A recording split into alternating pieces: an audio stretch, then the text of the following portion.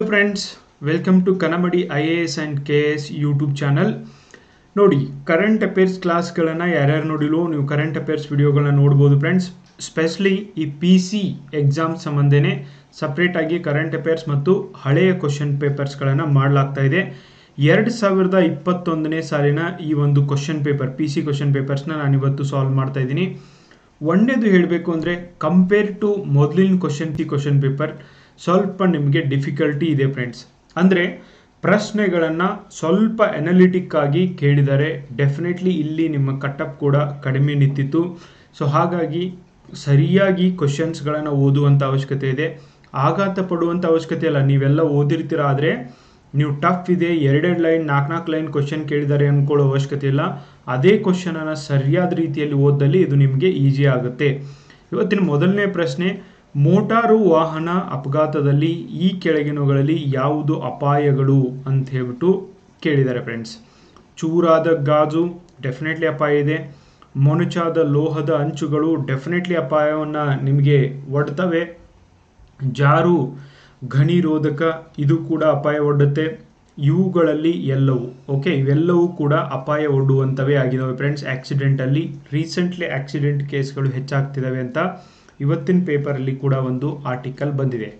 Next, ಯಾವುದು ನಿಜವೋ ಸತ್ಯವೋ ಅದನ್ನು dash ಪ್ರತಿಬಿಂಬಿಸುತ್ತದೆ ಅಂತ ಇದೆ. ನೋಡಿ, ಕೆಲವೊಂದು ಸರ್ತಿ ಕನ್ನಡದಲ್ಲಿ ನಿಮಗೆ ಗೊತ್ತಾಗೋದಿಲ್ಲ, ಇಂಗ್ಲೀಷ್ನಲ್ಲಿ ಚೆಕ್ ಮಾಡಿ friends. What is true reflects what is real. So ನಂಬಬಹುದಾದದ್ದನ್ನು ಪ್ರತಿಪಾದಿಸುತ್ತದೆ ಅಥವಾ ಪ್ರತಿಬಿಂಬಿಸುತ್ತದೆ ಸರಿಯಾದಂಥ ಉತ್ತರ ಆಗಿದೆ ಫ್ರೆಂಡ್ಸ್. ನೆಕ್ಸ್ಟ್, ಭಾರತದಲ್ಲಿ ನ್ಯಾಯಾಂಗ ವಿಮರ್ಶೆ ಪರಿಕಲ್ಪನೆಯನ್ನು ಯಾವ ದೇಶದ ಸಂವಿಧಾನದಿಂದ ಅಳವಡಿಸಲಾಗಿದೆ ಅಂತ ನಿಮಗೆ ಪ್ರಶ್ನೆ ಇದೆ. ನೋಡಿ, ಈ ಒಂದು ಪ್ರಶ್ನೆ ತುಂಬಾ important friends. The concept of judicial review ಅಂತ ಕರೀತಾರೆ. ಹಿಂಗಂದ್ರೆ ಏನು, ನ್ಯಾಯಾಂಗ ವಿಮರ್ಶೆ ಅಂದರೆ ಏನು ಅಂತ ನಾನು ನಿಮಗೆ ಮೀನಿಂಗ್ ಕೂಡ ಹೇಳ್ತೀನಿ. ಸೊ ದ್ಯಾಟ್ ನಿಮಗೆ ಮುಂದೆ ಎಂಥವೇನಾದರೂ ಡೀಟೇಲ್ ಆಗಿ ಕ್ವಶನ್ ಬಂದರೂ ಕೂಡ ಆನ್ಸರ್ ಮಾಡ್ಬೋದು. ಫಾರ್ ಎಕ್ಸಾಂಪಲ್, ಪಾರ್ಲಿಮೆಂಟಿಂದ ಒಂದು ಆ್ಯಕ್ಟನ್ನು ಮಾಡಿರಾಗಿರುತ್ತೆ. ಏನಂದರೆ ಗೋ ಹತ್ಯೆ ನಿಷೇಧ ಕಾಯ್ದೆ. ಸೊ ಗೋ ಹತ್ಯೆ ನಿಷೇಧ ಕಾಯ್ದೆಯನ್ನು ಮಾಡಲಾಗಿರುತ್ತೆ.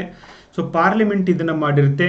ಆವಾಗ ಯಾರಾದರೂ ಒಬ್ಬ ಸಿಟಿಜನ್ ಆದವರು ಅಥವಾ ಸುಪ್ರೀಂ ಕೋರ್ಟ್ಗೆ ಅನಿಸಿದರೆ ಈ ಒಂದು ಕಾಯ್ದೆಯನ್ನು ಪರೀಕ್ಷೆ ಮಾಡೋದು ಅಥವಾ ಒಂದು ಪ್ರಾವಿಷನ್ ಅನ್ನು ಇದರೊಳಗಿನ ಚೆಕ್ ಮಾಡೋದು ಅಥವಾ ಈ ಕಾಯ್ದೆಯನ್ನೇ ಕ್ಯಾನ್ಸಲ್ ಮಾಡೋದು, ಅಂದರೆ ಒಂದು ಪ್ರೊಸೀಜರನ್ನು ಅಮೇರಿಕನ್ ಸಂವಿಧಾನದಿಂದ ನಾವು ತೆಗೆದುಕೊಂಡಿದ್ದೀವಿ ಫ್ರೆಂಡ್ಸ್. ಇನ್ನು ಜರ್ಮನಿ ಸಂವಿಧಾನದಿಂದ ನ್ಯಾಷನಲ್ ಎಮರ್ಜೆನ್ಸಿ ಮತ್ತು ಸ್ಟೇಟ್ ಎಮರ್ಜೆನ್ಸಿಗಳನ್ನು ತೆಗೆದುಕೊಂಡಿದ್ದೇವೆ. ಸೊ ನೆನಪಿಟ್ಕೊಳ್ಳಿ. ಇನ್ನು USSR ರಷ್ಯಾದ ಸಂವಿಧಾನದಿಂದ ನಾವು ಫಂಡಮೆಂಟಲ್ ಡ್ಯೂಟೀಸ್ ಮೂಲಭೂತ ಕರ್ತವ್ಯಗಳನ್ನು ತೆಗೆದುಕೊಂಡಿದ್ದೇವೆ ಫ್ರೆಂಡ್ಸ್. ಆಮೇಲೆ social economic and political idea of ಜಸ್ಟಿಸ್ನ ತೆಗೆದುಕೊಂಡಿದ್ದೀವಿ. ಆಸ್ಟ್ರೇಲಿಯನ್ ಸಂವಿಧಾನದಿಂದ joint sitting of the parliament, ಎರಡೂ ಸದನಗಳ ಜಾಯಿಂಟ್ ಸಿಟ್ಟಿಂಗ್ ಏನಿದೆಯೋ ಅದನ್ನು ನಾವು ಆಸ್ಟ್ರೇಲಿಯಾದಿಂದ ತೆಗೆದುಕೊಂಡಿದ್ದೀವಿ. ಅನೇಕ ವಿಷಯಗಳನ್ನ ತೆಗೆದುಕೊಂಡಿದ್ದೀವಿ. ನನಗೆ ಯಾವ ನೆನಪಿದಾವೋ ಆ ಒಂದು ವಿಷಯಗಳನ್ನ ಇಲ್ಲಿ ಹೇಳಿಕೆ ಪ್ರಯತ್ನ ಮಾಡಿದ್ದೀನಿ ಫ್ರೆಂಡ್ಸ್. ನೆಕ್ಸ್ಟ್, ಭಾರತ ಸಂವಿಧಾನದ ಈ ಕೆಳಗಿನ ಯಾವ ಲೇಖನಗಳು ಭಾರತದಲ್ಲಿ ಪೌರತ್ವವನ್ನು ಕುರಿತು ವ್ಯವಹರಿಸ್ತವೆ? ಭಾರತ ಸಂವಿಧಾನದ ವಿಧಿಗಳಾದಂಥ 5ರಿಂದ 11 ಈ ವಿಧಿಗಳು ಪೌರತ್ವ ಯಾರಿಗೆ ಸಿಗುತ್ತೆ, ಪೌರತ್ವ ಸಿಗಲಿಕ್ಕೆ ಇರುವಂಥ ಕ್ವಾಲಿಫಿಕೇಶನ್ ಮತ್ತು ಎನಿಮಿ ದೇಶಗಳು ಅಂದರೆ ಏನು, ಅವೆಲ್ಲ ವಿಷಯಗಳನ್ನು ಕೂಡ ಹೇಳ್ತವೆ ಫ್ರೆಂಡ್ಸ್. ಭಾರತದ ಪೌರತ್ವ ಯಾವ ಥರ ನೀವು ಕಳ್ಕೋತೀರ ಅನ್ನೋದನ್ನು ಕೂಡ ಆರ್ಟಿಕಲ್ 5ರಿಂದ 11ರಲ್ಲಿ ಪೂರ್ತಿಯಾಗಿ ತಿಳಿಸಲಾಗಿದೆ. ನೆಕ್ಸ್ಟ್, ಈ ಕೆಳಗಿನಗಳಲ್ಲಿ ಯಾವ ತಿದ್ದುಪಡಿಗಳು ಮತದಾರರ ವಯಸ್ಸನ್ನು 21ರಿಂದ 18ಕ್ಕೆ ಇಳಿಸಿದೆ ಅಂತ ನಿಮಗೆ ಪ್ರಶ್ನೆ. ಇದು ಇಂಪಾರ್ಟೆಂಟ್ ಆದಂಥ ಪ್ರಶ್ನೆ ಫ್ರೆಂಡ್ಸ್. 61ನೇ ತಿದ್ದುಪಡಿ 1989 61ನೆಯ ತಿದ್ದುಪಡಿ 1989ರಂದು ಇದನ್ನು ತಿದ್ದುಪಡಿಯನ್ನು ತರುವುದರ ಮೂಲಕ 21 ಇರುವಂಥ ವಯಸ್ಸು ಅಂದರೆ ವೋಟಿಂಗ್ ಮಾಡಲಿಕ್ಕೆ ಅದನ್ನು 18ಕ್ಕೆ ಕಡಿಮೆಗೊಳಿಸಲಾಯಿತು. ಅನೇಕ ಬಾರಿ ಈ ಪ್ರಶ್ನೆನ ಕೇಳಲಾಗಿದೆ. ಇನ್ನು 52ನೇ ತಿದ್ದುಪಡಿ ಅದಕ್ಕಂದರೆ ಆ್ಯಂಟಿ ಡಿಫೆಕ್ಷನ್ ಲಾ ಪಕ್ಷಾಂತರ ನಿಷೇಧ ಕಾಯ್ದೆ ಸಂಬಂಧ 1985 ರಾಜೀವ್ ಗಾಂಧಿಯವರು ಪ್ರೈಮ್ ಮಿನಿಸ್ಟರ್ ಇದ್ದಾಗ ಇದನ್ನು ತಂದಿದ್ದನ್ನು ಕಾಣ್ತೀವಿ ಫ್ರೆಂಡ್ಸ್. 10ನೇ ಶೆಡ್ಯೂಲ್ಡ್ 10th ಶೆಡ್ಯೂಲ್ಡನ್ನು ಕೂಡ ಇದರ ಮೂಲಕ ಆ್ಯಡ್ ಮಾಡಲಾಯಿತು. Okay, 52nd constitution amendment act ಕೂಡ ವೆರಿ ವೆರಿ ಇಂಪಾರ್ಟೆಂಟ್. ಬಹಳಷ್ಟು ಎಕ್ಸಾಮಲ್ಲಿ ನಿಮಗೆ ಪ್ರಶ್ನೆಯನ್ನು ಕೇಳಿದ್ದಾರೆ ಫ್ರೆಂಡ್ಸ್. ಈ ಪ್ರಶ್ನೆಯನ್ನು ಕೇಳಿದರೆ ಈ 62ನೇ ತಿದ್ದುಪಡಿ ಮೂಲಕ SC/ST ರಿಸರ್ವೇಷನನ್ನು ಮತ್ತೆ 10 ವರ್ಷಕ್ಕೆ ಎಕ್ಸ್ಟೆಂಡ್ ಮಾಡಿದ್ದನ್ನು ಕಾಣ್ತೀವಿ. ಈಗಲ್ಲ, ಬಟ್ ಮೊದಲು ಮಾಡಿದ್ದನ್ನು ನಾವು ಇಲ್ಲಿ ನೋಡ್ಬೋದು ಫ್ರೆಂಡ್ಸ್. ಸೊ ಈ ಥರ ನೀವು ನೆನಪಲ್ಲಿ ಇಟ್ಕೊಳ್ಳೇಬೇಕಾದಂಥ ಒಂದು ಪ್ರಶ್ನೆ. ನೆಕ್ಸ್ಟ್, ಭಾರತದ ಸಂವಿಧಾನದ 10ನೇ ಅನುಸೂಚಿ ಯಾವುದರೊಂದಿಗೆ ವ್ಯವಹರಿಸ್ತದೆ? ನೋಡಿ, ಈಗ ತಾನೇ ಹೇಳಿದೆ 52nd constitutional amendment act 10th ಶೆಡ್ಯೂಲ್ನ ಆ್ಯಡ್ ಮಾಡಿದ್ರು ಅಂತ ಹೇಳ್ಬಿಟ್ಟು ಪಕ್ಷಾಂತ ವಿರೋಧಿ ಕಾನೂನು ಅಥವಾ ಶಾಸನ. ಓಕೆ, ಅಂದರೆ ಆ್ಯಂಟಿ ಡಿಫೆಕ್ಷನ್ ಲೆಜಿಸ್ಲೇಷನ್ 10ನೇ ಶೆಡ್ಯೂಲ್ಡ್ 52ನೇ ತಿದ್ದುಪಡಿ. Very important. ಭಾಳ ಸರ್ತಿ ಎಕ್ಸಾಮಲ್ಲಿ IAS ಎಕ್ಸಾಮಿಂದ ಹಿಡಿದು PC ಎಕ್ಸಾಮ್ವರೆಗೂ ಭಾಳ ಸರ್ತಿ ರಿಪೀಟ್ ಆದಂಥ ಒಂದು ಪ್ರಶ್ನೆ ಆಗಿದೆ ಫ್ರೆಂಡ್ಸ್. ಇನ್ನು ಪಂಚಾಯತ್ ರಾಜ್ದು 11th ಶೆಡ್ಯೂಲ್ಡಲ್ಲಿ ಇದೆ. ಓಕೆ, ಆಮೇಲೆ ಭೂ ಸುಧಾರಣೆ 9th ಶೆಡ್ಯೂಲ್ಡ್. Very important. ಇವೆಲ್ಲ ಇಂಪಾರ್ಟೆಂಟ್ ಆದಂಥ ಒಂದು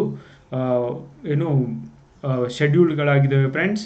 ಆ್ಯಂಡ್ ಡಿಸ್ಟ್ರಿಬ್ಯೂಷನ್ ಆಫ್ ಪವರ್, ಒಕ್ಕೂಟ ಮತ್ತು ರಾಜ್ಯಗಳ ನಡುವಿನ ಸಂಬಂಧಗಳನ್ನು ಕೂಡ ಇಲ್ಲಿ ಕಾಣ್ಬೋದು.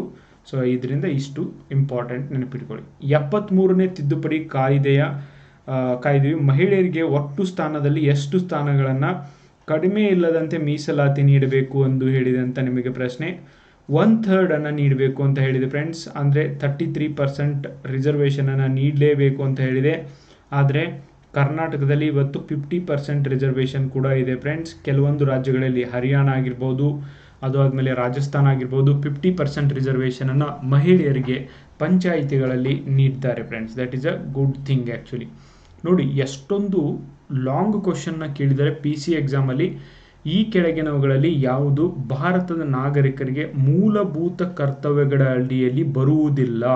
ನೋಡಿ, ಕ್ವಶನ್ ಏನೋ ಲಾಂಗ್ ಇದೆ, ಬಟ್ ಆದರೆ ಕ್ವಶನ್ ಈಸಿ ಇದೆ friends.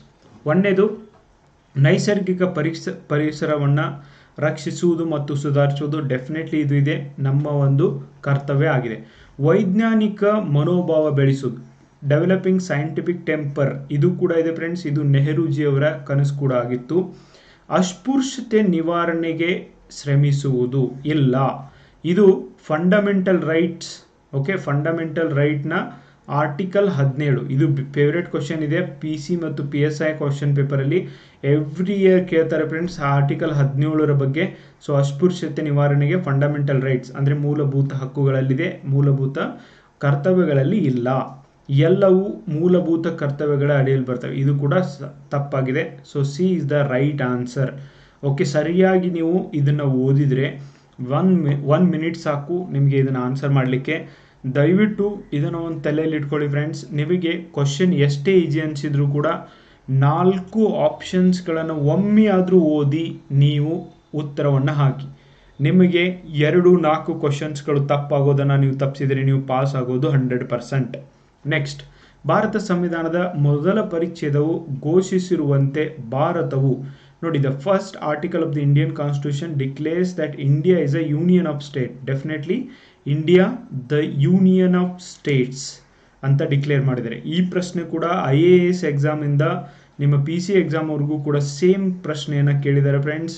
The union of state ಅಂತ ಪ್ರಾರಂಭ ಆಗುತ್ತೆ. ಅದಕ್ಕೇ ಬೇಸಿಕ್ಸ್ ಪ್ರಿಯಾಂಬಲನ್ನು ಪ್ರತಿಯೊಬ್ಬರು ಪೀಠಿಕೆಯನ್ನು ಪ್ರತಿಯೊಬ್ಬರು ಡೀಟೇಲ್ ಆಗಿ ಓದಿ ನೆನಪು ಕೂಡ ಇಟ್ಕೋಬೇಕು, ಯಾವ್ಯಾವ ಪದ ಎಲ್ಲೆಲ್ಲಿ ಬಂದಿದ್ದಾವೆ ಅಂತ.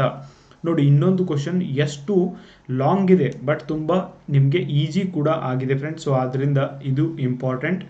ಯಾವುದೇ ಪ್ರಜೆಯು ಕೇವಲ ಧರ್ಮ, ಜನಾಂಗ, ಜಾತಿ, ಲಿಂಗ, ಯೋಗ್ಯತೆ, ಜನ್ಮಸ್ಥಳ ಅಥವಾ ಯಾವುದೇ ಅದರ ಆಧಾರದ ಮೇಲೆ ಅನರ್ಹನಾಗಿರಬಾರದು ಅಥವಾ ರಾಜ್ಯದ ಅಡಿಯಲ್ಲಿ ಯಾವುದೇ ಉದ್ಯೋಗ ಅಥವಾ ಕಚೇರಿಗೆ ಸಂಬಂಧಿಸಿದಂತೆ ತಾರತಮ್ಯ ಮಾಡಬಾರದು. ಈ ಹಕ್ಕನ್ನು ಭಾರತ ಸಂವಿಧಾನದ ಅಡಿಯಲ್ಲಿ ಯಾವುದು ಖಾತರಿಪಡಿಸ್ತದೆ ಅಂತ ನಿಮಗೆ ಪ್ರಶ್ನೆ. Definitely article 16 of the Indian constitution. Okay, ಅಂದರೆ ಡಿಸ್ಕ್ರಿಮಿನೇಷನ್ ಮಾಡೋದು, ಈ ಒಂದು ಜಾತಿ ಲಿಂಗದ ಆಧಾರದ ಮೇಲೆ ತಾರತಮ್ಯ ಮಾಡುವುದನ್ನು ಇದು ಪ್ರಾಹಿಬಿಟ್ ಮಾಡ್ತದೆ ಫ್ರೆಂಡ್ಸ್. ಓಕೆ, ಸೊ ಆಮೇಲೆ ಆರ್ಟಿಕಲ್ 14 ಕಾನೂನಿನ ಮುಂದೆ ಎಲ್ಲರೂ ಸಮಾನರು. ಓಕೆ, ಎಲ್ಲರೂ ಸಮಾನರು ಅಂತ ಹೇಳುತ್ತೆ. ಇನ್ನು article 19 freedom of speech and expression. Okay, freedom of speech and expression, ವಾಕ್ ಸ್ವಾತಂತ್ರ್ಯ ಅಂತ ನಾವು ಕರಿತೀವಿ ಫ್ರೆಂಡ್ಸ್. ಇನ್ನು article 21 right to life, that is ಜೀವಿಸುವ ಹಕ್ಕನ್ನು ನೀಡುತ್ತೆ. ಇಷ್ಟು ನೀವು ನೆನಪಿಟ್ಕೊಳ್ಳಿ, ಎಲ್ಲ ಇಂಪಾರ್ಟೆಂಟ್ ಅಂತ ಆರ್ಟಿಕಲ್ ಇದ್ದಾವೆ. ಒಂದು ವೇಳೆ ಭಾರತದ ರಾಷ್ಟ್ರಪತಿಗಳು ರಾಜೀನಾಮೆ ನೀಡಲು ನಿರ್ಧರಿಸಿದರೆ ಅವರು ತಮ್ಮ ರಾಜೀನಾಮೆ ಪತ್ರವನ್ನು ಯಾರಿಗೆ ತಿಳಿಸುತ್ತಾರೆ ಅಥವಾ ಸಲ್ಲಿಸುತ್ತಾರೆ ಅಂತ ನಿಮಗೆ ಪ್ರಶ್ನೆ. ಯಾರಿಗೆ ರೆಸಿಗ್ನೇಷನ್ ಲೆಟರ್ನ ಕೊಡ್ತಾರೆ ನೋಡಿ, ಪ್ರಧಾನಮಂತ್ರಿ ಸಂಬಂಧನೇ ಇಲ್ಲ, ಮುಖ್ಯ ನ್ಯಾಯಾಧೀಶರು ಕೂಡ ಅಲ್ಲ ಫ್ರೆಂಡ್ಸ್, ಸ್ಪೀಕರ್ ಆಫ್ ಲೋಕಸಭಾ ಕೂಡ ಇವರು ಕೊಡೋದಿಲ್ಲ. ಹಾಗಾಗಿ ಉಪಾಧ್ಯಕ್ಷರಿಗೆ, ಅಂದರೆ ವೈಸ್ ಪ್ರೆಸಿಡೆಂಟ್ ಅಂತ ಏನಿದ್ದಾರೆ, ಉಪಾಧ್ಯಕ್ಷರು ಅಥವಾ ವೈಸ್ ಪ್ರೆಸಿಡೆಂಟ್ ಅವರಿಗೆ ಕೊಡ್ತಾರೆ. ಇವರಿಲ್ಲ ಅಂದರೆ ಮುಖ್ಯ ನ್ಯಾಯಾಧೀಶರಿಗೆ, ಇವರಿಲ್ಲ ಅಂದರೆ ಓಕೆ, ವೈಸ್ ಪ್ರೆಸಿಡೆಂಟ್ ಇಲ್ಲ ಅಂದರೆ ಮುಖ್ಯ ನ್ಯಾಯಾಧೀಶರಿಗೆ ಇವರು ಕೊಡಬೇಕಾಗತ್ತೆ, ನೆನಪಲ್ಲಿ ಇಟ್ಕೊಳ್ಳಿ. ನೆಕ್ಸ್ಟ್, ಈ ಕೆಳಗಿನವುಗಳಲ್ಲಿ ಯಾವುದು ಉಪಾಧ್ಯಕ್ಷ ಹುದ್ದೆ ಪದವಿಗೆ ಬೇಕಾದ ಅಗತ್ಯವಾದ ವಿದ್ಯಾರ್ಹತೆ ಅಲ್ಲ? ನೋಡಿ, ವೈಸ್ ಪ್ರೆಸಿಡೆಂಟ್ ಆಗಲಿಕ್ಕೆ ಈ ಕೆಳಗಿಂದ ಯಾವುದು ಅರ್ಹತೆ ಅಲ್ಲ ಅಂತ ನಿಮಗೆ ಪ್ರಶ್ನೆ.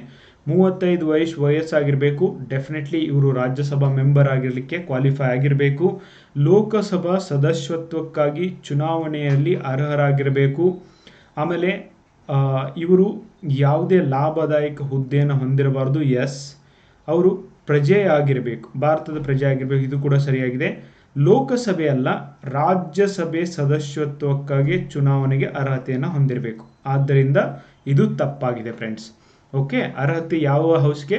ಇವರು ರಾಜ್ಯಸಭೆಗೆ ಆಯ್ಕೆ ಆಗೋರು, ವೈಸ್ ಪ್ರೆಸಿಡೆಂಟ್, ಹಾಗಿಂದ ರಾಜ್ಯಸಭೆಗೆ ಆಯ್ಕೆ ಆಗಲಿಕ್ಕೆ ಕ್ವಾಲಿಫಿಕೇಶನ್ ಹೊಂದಿರಬೇಕು. ನೆಕ್ಸ್ಟ್, ಭಾರತದ ಕಂಪ್ಯೂಟರ್ ಮತ್ತು ಆಡಿಟರ್ ಜನರಲ್ CAG ಅವರ ಕಚೇರಿಯ ಅವಧಿ ಎಷ್ಟು ಅಂತ ನಿಮಗೆ ಪ್ರಶ್ನೆ ಇದೆ. ಅಂದರೆ ಅವರ ಅಧಿಕಾರ ಅವಧಿ ಎಷ್ಟು ಅಂತ ಹೇಳ್ಬಿಟ್ಟು CAG, ಓಕೆ, ಆರ್ಟಿಕಲ್ 148 ಅಡಿಯಲ್ಲಿ 6 ವರ್ಷ ಅಥವಾ 65 ವರ್ಷ, ಇವುಗಳಲ್ಲಿ ಯಾವುದು ಕಡಿಮೆ ಇರ್ತದೋ ಅದು.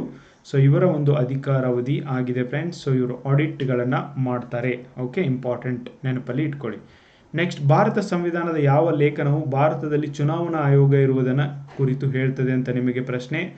Article 324 of the Indian constitution, ಇದು ಏನು ಹೇಳುತ್ತೆ ಅಂದರೆ ಇಂಡಿಪೆಂಡೆಂಟ್ ಚುನಾವಣಾ ಆಯೋಗ ಇರಬೇಕು ಅಂತ ಹೇಳುತ್ತೆ ಫ್ರೆಂಡ್ಸ್.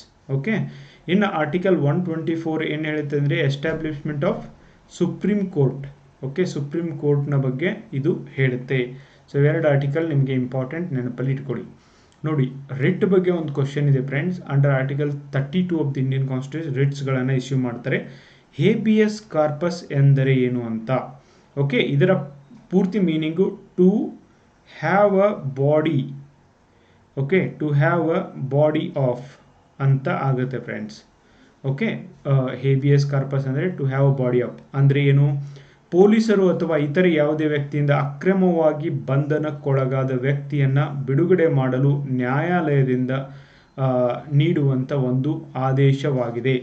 ಓಕೆ, ಸೊ ಇದು ಹೇಬಿಯಸ್ ಕಾರ್ಪಸ್ ಆಗಿದೆ ಫ್ರೆಂಡ್ಸ್. ಓಕೆ, ನೆಕ್ಸ್ಟ್, ಅಡ್ವೊಕೇಟ್ ಜನರಲ್ಗೆ ಸಂಬಂಧಿಸಿದಂತೆ ಯಾವುದು ಸರಿಯಲ್ಲ ಅಂತ ನಿಮಗೆ ಪ್ರಶ್ನೆ ಇದೆ. ಒಂದನೇದು, ಇವರು ರಾಜ್ಯ ಶಾಸಕಾಂಗದ ಯಾವುದೇ ನ್ಯಾಯಾಲಯದಲ್ಲಿ ಪ್ರೇಕ್ಷಕರ ಹಕ್ಕನ್ನು ಹೊಂದಿದ್ದಾರೆ. ಓಕೆ, ಅಡ್ವೊಕೇಟ್ ಜನರಲ್ ಮೊದಲ ಕಾನೂನು ಅಧಿಕಾರಿಯಾಗಿರ್ತಾರೆ. ಎಸ್, ಅವರು ಸರ್ಕಾರದಿಂದ ನಿಗದಿಪಡಿಸಿದ ಪ್ರಕಾರ ವೇತನವನ್ನು ಪಡೆದಿದ್ದಾರೆ. ಎಸ್, ಇವರು ರಾಜ್ಯ ವಿಧಾನಸಭೆಯಲ್ಲಿ ಮತದಾನದ ಹಕ್ಕನ್ನು ಹೊಂದಿರ್ತಾರೆ ಅಂತ ಇದೆ. ಇಲ್ಲ, ಇವರು ಯಾವುದೇ ರೀತಿಯಾದಂಥ ಮತದಾನದ ಹಕ್ಕನ್ನು ಹೊಂದಿರೋದಿಲ್ಲ ಫ್ರೆಂಡ್ಸ್. ಓಕೆ, ನೆಕ್ಸ್ಟ್, ಸಂವಿಧಾನದ 19ನೇ ವಿಧಿ ಲೇಖನೆ ಈ ಕೆಳಗಿನ ಯಾವುದರ ಬಗ್ಗೆ ಹೇಳ್ತದೆ ಅಂತ ನಿಮಗೆ ಪ್ರಶ್ನೆ. So article 19 of the constitution, ಕಾನೂನಿನ ಮುಂದೆ ಎಲ್ಲರೂ ಸಮಾನರು, ವಾಕ್ ಮತ್ತು ಅಭಿವ್ಯಕ್ತಿ ಸ್ವಾತಂತ್ರ್ಯವನ್ನು ಕುರಿತು ಹೇಳ್ತದೆ. ಮೇಲ್ಗಡೆ ಕೂಡ ಈ ಕ್ವಶನ್ ರಿಪೀಟ್ ಆಗಿತ್ತು ಫ್ರೆಂಡ್ಸ್. ಓಕೆ, ಇದು ಆರ್ಟಿಕಲ್ 14. ಧರ್ಮದ ಸ್ವತಂತ್ರ ಆರ್ಟಿಕಲ್ 25. ಮೂಲಭೂತ ಹಕ್ಕುಗಳು ಜಾರಿಗೆ ಆಗುವುದು ಸುಪ್ರೀಂ ಕೋರ್ಟ್ ಹೇಳುವುದು ಆರ್ಟಿಕಲ್ 32. ಓಕೆ, ಇವೆಲ್ಲವನ್ನು ಕೂಡ ನೀವು ನೆನಪಲ್ಲಿ ಇಟ್ಕೊಳ್ಳಿ, ಇವು ಇಂಪಾರ್ಟೆಂಟ್ ಫ್ರೆಂಡ್ಸ್. ನೆಕ್ಸ್ಟ್, ಕೆಳಗಿನವುಗಳಲ್ಲಿ ಯಾವ ಗುಂಪು ಭಾರತೀಯ ಸಂವಿಧಾನದ ರಾಜ್ಯ ನೀತಿ ನಿರ್ದೇಶಕ ತತ್ವಗಳನ್ನು ಒಳಗೊಂಡಿದೆ ಅಂತ ನಿಮಗೆ ಪ್ರಶ್ನೆ. Which group of the following articles, okay, DPSPಗಳನ್ನು ಒಳಗೊಂಡಿದೆ ಅಂತ ನಿಮಗೆ ಪ್ರಶ್ನೆ ಇದೆ ಫ್ರೆಂಡ್ಸ್. ವೆರಿ ಸಿಂಪಲ್ ಪ್ರಶ್ನೆ. ಭಾಗ 4 ಅಡಿಯಲ್ಲಿ ಆರ್ಟಿಕಲ್ 36ರಿಂದ 51ರವರೆಗೆ ಓಕೆ, ಭಾರತ ಸಂವಿಧಾನದ ಭಾಗ 4ರಲ್ಲಿ ಇವು ಬರ್ತವೆ. ಓಕೆ, ನೆನಪಲ್ಲಿ ಇಟ್ಕೊಳ್ಳಿ. ನೆಕ್ಸ್ಟ್, ಕೆಳಗಿನವುಗಳಲ್ಲಿ ಯಾರು ಲೇಖನ 356ರ ಅಡಿಯಲ್ಲಿ ತುರ್ತು ಪರಿಸ್ಥಿತಿಯನ್ನು ವಿಧಿಸ್ತಾರೆ? ನೋಡಿ, ಒಂದನೇದು 356 ಆರ್ಟಿಕಲ್ ಅಡಿಯಲ್ಲಿ ರಾಜ್ಯ ತುರ್ತು ಪರಿಸ್ಥಿತಿ ಅಥವಾ ಪ್ರೆಸಿಡೆಂಟ್ ರೂಲ್ ಅಂತಾನೂ ಕೂಡ ಇದಕ್ಕೆ ಕರೀತಾರೆ, ಸ್ಟೇಟ್ ಎಮರ್ಜೆನ್ಸಿ ಅಂತಾನೂ ಕೂಡ ಕರೀತಾರೆ. ಈ ಸ್ಟೇಟ್ ಎಮರ್ಜೆನ್ಸಿಯನ್ನು ಹಾಕುವಂಥ ಅಧಿಕಾರ ರಾಷ್ಟ್ರಾಧ್ಯಕ್ಷರಿಗೆ ಇರ್ತದೆ ಫ್ರೆಂಡ್ಸ್. ಡಾಕ್ಟರ್ BR ಅಂಬೇಡ್ಕರ್ ಅವರು ಈ ಕೆಳಗಿನ ಯಾವ ಲೇಖನವನ್ನು ಸಂವಿಧಾನದ ಆತ್ಮ ಎಂದು ಕರೆದಿದ್ದಾರೆ ಅಂದರೆ ಆರ್ಟಿಕಲ್ 32 ಆಫ್ ದಿ ಇಂಡಿಯನ್ ಕಾನ್ಸ್ಟಿಟ್ಯೂಷನ್ಗೆ ಈ ಥರ ಕರೆದಿತ್ತು. ನೆಕ್ಸ್ಟ್, ಇವರುಗಳಲ್ಲಿ ಯಾರು ರಾಷ್ಟ್ರೀಯ ಮಾನವ ಹಕ್ಕುಗಳ ಆಯೋಗದ NHRC ಅಧ್ಯಕ್ಷರಾಗಬೇಕು? ನಾರ್ಮಲಿ ಫಾರ್ಮಲ್ CJI ಅವರಿಗೆ ಮಾಡಿರ್ತಾರೆ ಫ್ರೆಂಡ್ಸ್ ಈ ಒಂದು ಮಾನವ ಹಕ್ಕುಗಳ ಅಧ್ಯಕ್ಷರನ್ನಾಗಿ. ಬಟ್ ಇಲ್ಲಿ ಅರ್ಹತೆ ಬಂದ್ಬಿಟ್ಟು ಡೆಫಿನೆಟ್ಲಿ ಸರ್ವೋಚ್ಚ ನ್ಯಾಯಾಲಯದ ನ್ಯಾಯಾಧೀಶರಾಗಲು ಅರ್ಹತೆಯನ್ನು ಹೊಂದಿರಬೇಕು, ವಕೀಲರಾಗಿರಬೇಕು ಅಂತ ಏನಿದೆಯೋ ಇದು ನಾರ್ಮಲಿ ಈಗ ಫಾರ್ಮರ್ CJIಗಳನ್ನೇ ಇದರ ಹೆಡ್ ಆಗಿ ಮಾಡಿದ್ದಾರೆ. ಯಾಕಂದರೆ ಇಟ್ಸ್ ಅ ಟೂತ್ಲೆಸ್ ಟೈಗರ್, ಏನೂ ಇದರ ಹತ್ರ ಅಧಿಕಾರ ಇಲ್ಲ, ರೆಕಮೆಂಡೇಶನ್ ಕೊಡೋದನ್ನು ಬಿಟ್ಟು ಬೇರೆ ಏನು ಮಾಡೋದಿಲ್ಲ. ರಾಷ್ಟ್ರೀಯ ಮಾನವ ಹಕ್ಕುಗಳ ಆಯೋಗ 1993ರಲ್ಲಿ ಇದನ್ನು ಕ್ರಿಯೇಟ್ ಮಾಡಲಾಗಿದೆ ಫ್ರೆಂಡ್ಸ್. ಸೊ 65 ವಯಸ್ಸಾದಮೇಲೆ ಇವರಿಗೆ ಅಪಾಯಿಂಟ್ ಮಾಡಿರ್ತಾರೆ, 70 ವರ್ಷದವರೆಗೆ ಅವರು ಮುಂದುವರಿಬೋದು. ನೆಕ್ಸ್ಟ್, ಕೆಳಗಿನವುಗಳಲ್ಲಿ ಸಂಸತ್ತಿನ ಬಗ್ಗೆ ಯಾವುದು ನಿಜ ಅಂತ ನಿಮಗೆ ಪ್ರಶ್ನೆ. Which one is true about parliament? ಸಂಸತ್ತು ರಾಜ್ಯಸಭೆ, ಲೋಕಸಭೆ, ಪ್ರೆಸಿಡೆಂಟ್ ಮತ್ತು ಕೌನ್ಸಿಲ್ ಆಫ್ ಮಿನಿಸ್ಟರ್ನ ಒಳಗೊಂಡಿದೆ. ಒಂದನೇದು ಕೂಡ ತಪ್ಪು. ಸಂಸತ್ತಿನ ಜಂಟಿ ಅಧಿವೇಶನವನ್ನು ಲೋಕಸಭೆ ಸ್ಪೀಕರ್ ಅವರಿಂದ ಕರೆಯಲಾಗುತ್ತದೆ. Joint session of the parliament is headed by president. Okay, ಅಧ್ಯಕ್ಷರು ಅಂತ ಇದೆ, ತಪ್ಪು. ಓಕೆ, ಯಾಕಂದರೆ ಇದು ಯಾರು ಸ್ಪೀಕರ್ ಅವರು ಕರೀತಾರೆ ಫ್ರೆಂಡ್ಸ್. ಸೊ ಕೊನೆಯದಾಗೇನಿದೆ ಇದು ಸರಿಯಾಗಿದೆ. ಸಂಸತ್ತಿನ ಜಂಟಿ ಅಧಿವೇಶನ ಲೋಕಸಭೆ ಸ್ಪೀಕರಿಂದ ಕರೆಯಲಾಗ್ತದೆ ಅಂತ. ನೋಡಿ, ಡೆಫಿನೆಟ್ಲಿ ನಾನು ಕನ್ನಡದಲ್ಲಿ ಮಾತ್ರ ಕ್ವಶನ್ ನೋಡಿದರೆ ಕನ್ಫ್ಯೂಷನ್ ಆಗ್ತಿತ್ತು ಫ್ರೆಂಡ್ಸ್. ಸೊ ಇಂಗ್ಲೀಷ್ನಲ್ಲಿ ಓದಿದ್ಕೇ ನಂಗೆ ಗೊತ್ತಾಗಿದ್ದು. ಸೊ ಪ್ರೆಸಿಡೆಂಟ್ ಆಮೇಲೆ ಸ್ಪೀಕರ್ ಅಂತ ಹೇಳ್ಬಿಟ್ಟು, ಓಕೆ, ಅಧ್ಯಕ್ಷರು ಅಂತಾನೆ ಕೊಟ್ಟಿದ್ದಾರೆ ಎರಡೂ ಕಡೆ. Sandstone is which type of rock? ಮರಳುಗಲ್ಲು ಯಾವ ತರಹದ ಬಂಡೆ ಆಗಿದೆ ಅಂತ ನಿಮಗೆ ಪ್ರಶ್ನೆ ಇದೆ ಫ್ರೆಂಡ್ಸ್. ಸೊ ಅದು ಸೆಡಿಮೆಂಟರಿ ರಾಕ್ ಆಗಿದೆ. ನೆಕ್ಸ್ಟ್, ಕೆಳಗಿನ ಬಯೋಸ್ಪಿಯರ್ ಮೀಸಲುಗಳಲ್ಲಿ ಯಾವುದನ್ನು ಮೊದಲು ಭಾರತ ಸರ್ಕಾರ ಸ್ಥಾಪಿಸಿತು ಅಂತ ನಿಮಗೆ ಪ್ರಶ್ನೆ. ಇದು NCERTಯಲ್ಲಿ ನಿಮಗೆ ಸಿಗುತ್ತೆ ಫ್ರೆಂಡ್ಸ್. ಗೌರ್ಮೆಂಟ್ ಆಫ್ ಇಂಡಿಯಾ ಮಾಡಿದಂಥ ಮೊದಲು biosphere reserves, that is Nilgiri, oldest biosphere reserve ಕೂಡ ಆಗಿದೆ ಭಾರತದಲ್ಲಿರೋದು. ಓಕೆ, ಸೊ ನೀಲಗಿರಿ ಸರಿಯಾದಂಥ ಉತ್ತರ ಆಗಿದೆ ಫ್ರೆಂಡ್ಸ್. ಸುಂದರ್ಬನ್ಸ್ ವೆಸ್ಟ್ ಬೆಂಗಾಲಲ್ಲಿರೋದು, ಗಲ್ಫ್ ಆಫ್ ಮನ್ನಾರ್ ತಮಿಳುನಾಡದಲ್ಲಿರೋದು, ನಂದಾದೇವಿ ಉತ್ತರಾಖಂಡದಲ್ಲಿ, ಇಂಡಿಯಾಸ್ UKದಲ್ಲಿ ಬರುವಂಥ ಒಂದು ಬಯೋಸ್ಪಿಯರ್ ರಿಸರ್ವ್ಸ್ಗಳು ಆಗಿದ್ದಾವೆ. ನೆಕ್ಸ್ಟ್, ಮುಸಿ ಮತ್ತು ಭೀಮಾ ಡ್ಯಾಶ್ ನದಿಯ ಉಪನದಿಗಳಾಗಿದ್ದಾವೆ ಅಂತ ನಿಮಗೆ ಪ್ರಶ್ನೆ. ಮುಸಿ ಮತ್ತು ಭೀಮಾ ನೋಡಿ ಆದರೂ ನಿಮಗೆ ಡೆಫಿನೆಟ್ಲಿ ಡೌಟ್ ಬಂದೇ ಬರುತ್ತೆ, ಕೃಷ್ಣಾ ನದಿಯ ಉಪನದಿಗಳು ಆಗಿವೆ. ನೆಕ್ಸ್ಟ್, ಮಜುಲಿ ಪ್ರಪಂಚದಲ್ಲಿಯೇ ಅತಿ ದೊಡ್ಡ ನದಿ ದ್ವೀಪ ಡ್ಯಾಶ್ನಲ್ಲಿದೆ ಅಂತ ಹೇಳ್ಬಿಟ್ಟು ಬ್ರಹ್ಮಪುತ್ರ ನದಿಗೆ ಅಕ್ರಾಸ್ ಆಗಿದೆ ಫ್ರೆಂಡ್ಸ್. ಸೊ ಇದು ಅರುಣಾಚಲ್ ಪ್ರದೇಶದಲ್ಲಿ ಇರುವಂಥದ್ದು friends. Majuli island world's largest riverine district ಕೂಡ ಇದು ಆಗಿದೆ. ಕೆಳಗಿನ ರೇಖಾಂಶಗಳಲ್ಲಿ ಯಾವುದು ಭಾರತದ ಪ್ರಾಮಾಣಿತ ಮೆರಿಡಿಯನ್ ಆಗಿದೆ? Meridian. Okay, which one of the following longitudes is the standard meridian ಅಂತ ನಿಮಗೆ ಪ್ರಶ್ನೆ ಇದೆ friends. So that is 82.5 east. Okay, 82 half east ಆಗಿದೆ ಫ್ರೆಂಡ್ಸ್ ಸ್ಟ್ಯಾಂಡರ್ಡ್ ಮೆರಿಡಿಯನ್. ಕೆಳಗಿನವುಗಳಲ್ಲಿ ಯಾವ ಲೋಹ ಭೂಮಿಯ ಪದರದಲ್ಲಿ ಅತ್ಯಂತ ಹೇರಳವಾಗಿರುವ ಲೋಹವಾಗಿದೆ? ನೋಡಿ, ಭೂಮಿಯ ಪದರದಲ್ಲಿ ಅಂತ ಕೇಳಿದ್ದಾರೆ friends. Okay, only earth crust ಅಂತ ಕೇಳಿದ್ದಾರೆ. ಸೊ ಅರ್ತ್ ಕ್ರಸ್ಟ್ ಅಂದರೆ ಇಲ್ಲಿ ಡೆಫಿನೆಟ್ಲಿ ಅಲ್ಯೂಮಿನಿಯಂ ಬರುತ್ತೆ. ಓಕೆ, ಸೊ ಆದ್ದರಿಂದ ಕ್ವಶನ್ನ ನಾವು ಕೇರ್ಫುಲ್ ಆಗಿ ಓದಲಿಕ್ಕೆ ಬೇಕು. ಕೆಳಗಿನಲ್ಲಿ ಯಾವುದು ಭೂಮಿಯ ವಾತಾವರಣದಲ್ಲಿ ಪ್ರಾಥಮಿಕ ಹಸಿರುಮನೆ ಅನಿಲ ಅಲ್ಲ? ಓಕೆ, ಹಸಿರುಮನೆ ಅನಿಲ ಅಲ್ಲ ಅಂತ ನಿಮಗೆ ಪ್ರಶ್ನೆ ಇದೆ friends. Okay, primarily that is definitely hydrogen ಹಸಿರುಮನೆ ಅನಿಲ ಅಲ್ಲ. ಓಕೆ, ನೆಕ್ಸ್ಟ್, ಪಶ್ಚಿಮ ಘಟ್ಟಗಳು ಮತ್ತು ಪೂರ್ವ ಘಟ್ಟಗಳು ಸಾಕಷ್ಟು ಮಳೆಯನ್ನು ಪಡೀತವೆ, ಆದರೆ ಡೆಕ್ಕನ್ ಪ್ರಸ್ಥಭೂಮಿ ಅಲ್ಪ ಪ್ರಮಾಣದ ಮಳೆಯನ್ನು ಪಡೀತದೆ. ಇದು ಯಾಕೆ ಅಂತ ನಿಮಗೆ ಪ್ರಶ್ನೆ ಇದೆ. ಈ ಪ್ರಶ್ನೆ ಇವನ್ IAS ಎಕ್ಸಾಮಲ್ಲೂ ಕೂಡ ಕೇಳಿದ್ದಾರೆ ಫ್ರೆಂಡ್ಸ್. ಸೊ ಯಾರಿಗೆ ಜಾಗ್ರಫಿ ಎಲ್ಲ ಕ್ವಶನ್ಸ್ಗಳು ಕನ್ನಡದಲ್ಲಿ ಅರ್ಥ ಆಗೋದಿಲ್ಲ, ಪ್ಲೀಸ್ ರೀಡ್ ಇನ್ ಇಂಗ್ಲೀಷ್. ಇದು ಮಳೆ ನೆರಳು ಪ್ರದೇಶವಾಗಿದೆ, ರೇನ್ ಶ್ಯಾಡೋ ರೀಜನ್ ಆಗಿದೆ ಫ್ರೆಂಡ್ಸ್. ಆದ್ದರಿಂದ ಇಲ್ಲಿ ಕಡಿಮೆ ಮಳೆ ಆಗುತ್ತೆ. ವೆಸ್ಟರ್ನ್ ಘಾಟ್ ಮತ್ತು ಈಸ್ಟರ್ನ್ ಘಾಟ್ಸ್. ವೆಸ್ಟರ್ನ್ ಘಾಟ್ಸಲ್ಲಿ ಈಗ ಮಾನ್ಸೂನ್ ಇದ್ದಾಗ ಮಳೆ ಆಗುತ್ತೆ, ಈಸ್ಟರ್ನ್ ಘಾಟ್ಸಲ್ಲಿ ನವಂಬರ್ ಡಿಸೆಂಬರ್ನಲ್ಲಿ ಮಳೆ ಆಗುತ್ತೆ. ಬಟ್ ಇಲ್ಲಿ ನಡು ಬರುವಂಥ ಈ ಒಂದು ಏರಿಯಾದಲ್ಲಿ ಮಳೆ ಏನು ನೇರಳು ಪ್ರದೇಶ ಅಂತ ಹೇಳ್ಬಿಟ್ಟು ಇದಕ್ಕೆ ಕರೀತಾರೆ ಫ್ರೆಂಡ್ಸ್. ನೆಕ್ಸ್ಟ್, ಸೂಪ ಅಣೆಕಟ್ಟು ಯಾವ ನದಿಯ ಮೇಲಿದೆ ಅಂತ ನಿಮಗೆ ಪ್ರಶ್ನೆ. ಸೂಪ ಡ್ಯಾಮ್ ಇದು ಟಾಲೆಸ್ಟ್ ಡ್ಯಾಮ್ ಇನ್ ಕರ್ನಾಟಕ ಅಂತ ಕೂಡ ಹೇಳ್ತಾರೆ ಫ್ರೆಂಡ್ಸ್. ಉತ್ತರ ಕನ್ನಡ ಡಿಸ್ಟಿಕ್ಕಲ್ಲಿ ಇರೋದನ್ನು ಕಾಣ್ತೀವಿ. ಕಾಳಿ ನದಿಗೆ ಅಡ್ಡಲಾಗಿ ಇರುವುದು ಸೂಪ ಡ್ಯಾಮ್. ನೆಕ್ಸ್ಟ್, ಇವುಗಳಲ್ಲಿ ಯಾವ ಶಕ್ತಿಯನ್ನು ಸಮುದ್ರದಿಂದ ಪಡೆಯಲಾಗಿಲ್ಲ. ನೋಡಿ, which one of the following energy is not from C ಅಂತ ಕೇಳಿದರೆ ತರಂಗಗಳ ಶಕ್ತಿ ಡೆಫಿನೆಟ್ಲಿ.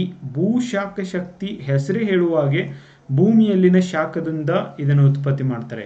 ಸೊ ಇಲ್ಲಿ ಎಲ್ಲಿ ಸಮುದ್ರದಿಂದ ತಗೋತಾರೆ, ಇನ್ನು ಸಾಗರ ಉಷ್ಣ ಶಕ್ತಿ, ಎಸ್. ಉಬ್ಬರವಿಳಿತ ಶಕ್ತಿ ಕೂಡ ಹೌದು. ಓಕೆ, ಜಿಯೋಥರ್ಮಲ್ ಎನರ್ಜಿನ ಭೂಮಿಯ ಒಳಗಿನಿಂದ ತೆಗೆದುಕೊಳ್ಳೋದು, not from the sea. Okay, ಸಮುದ್ರದಿಂದ ಅಲ್ಲ.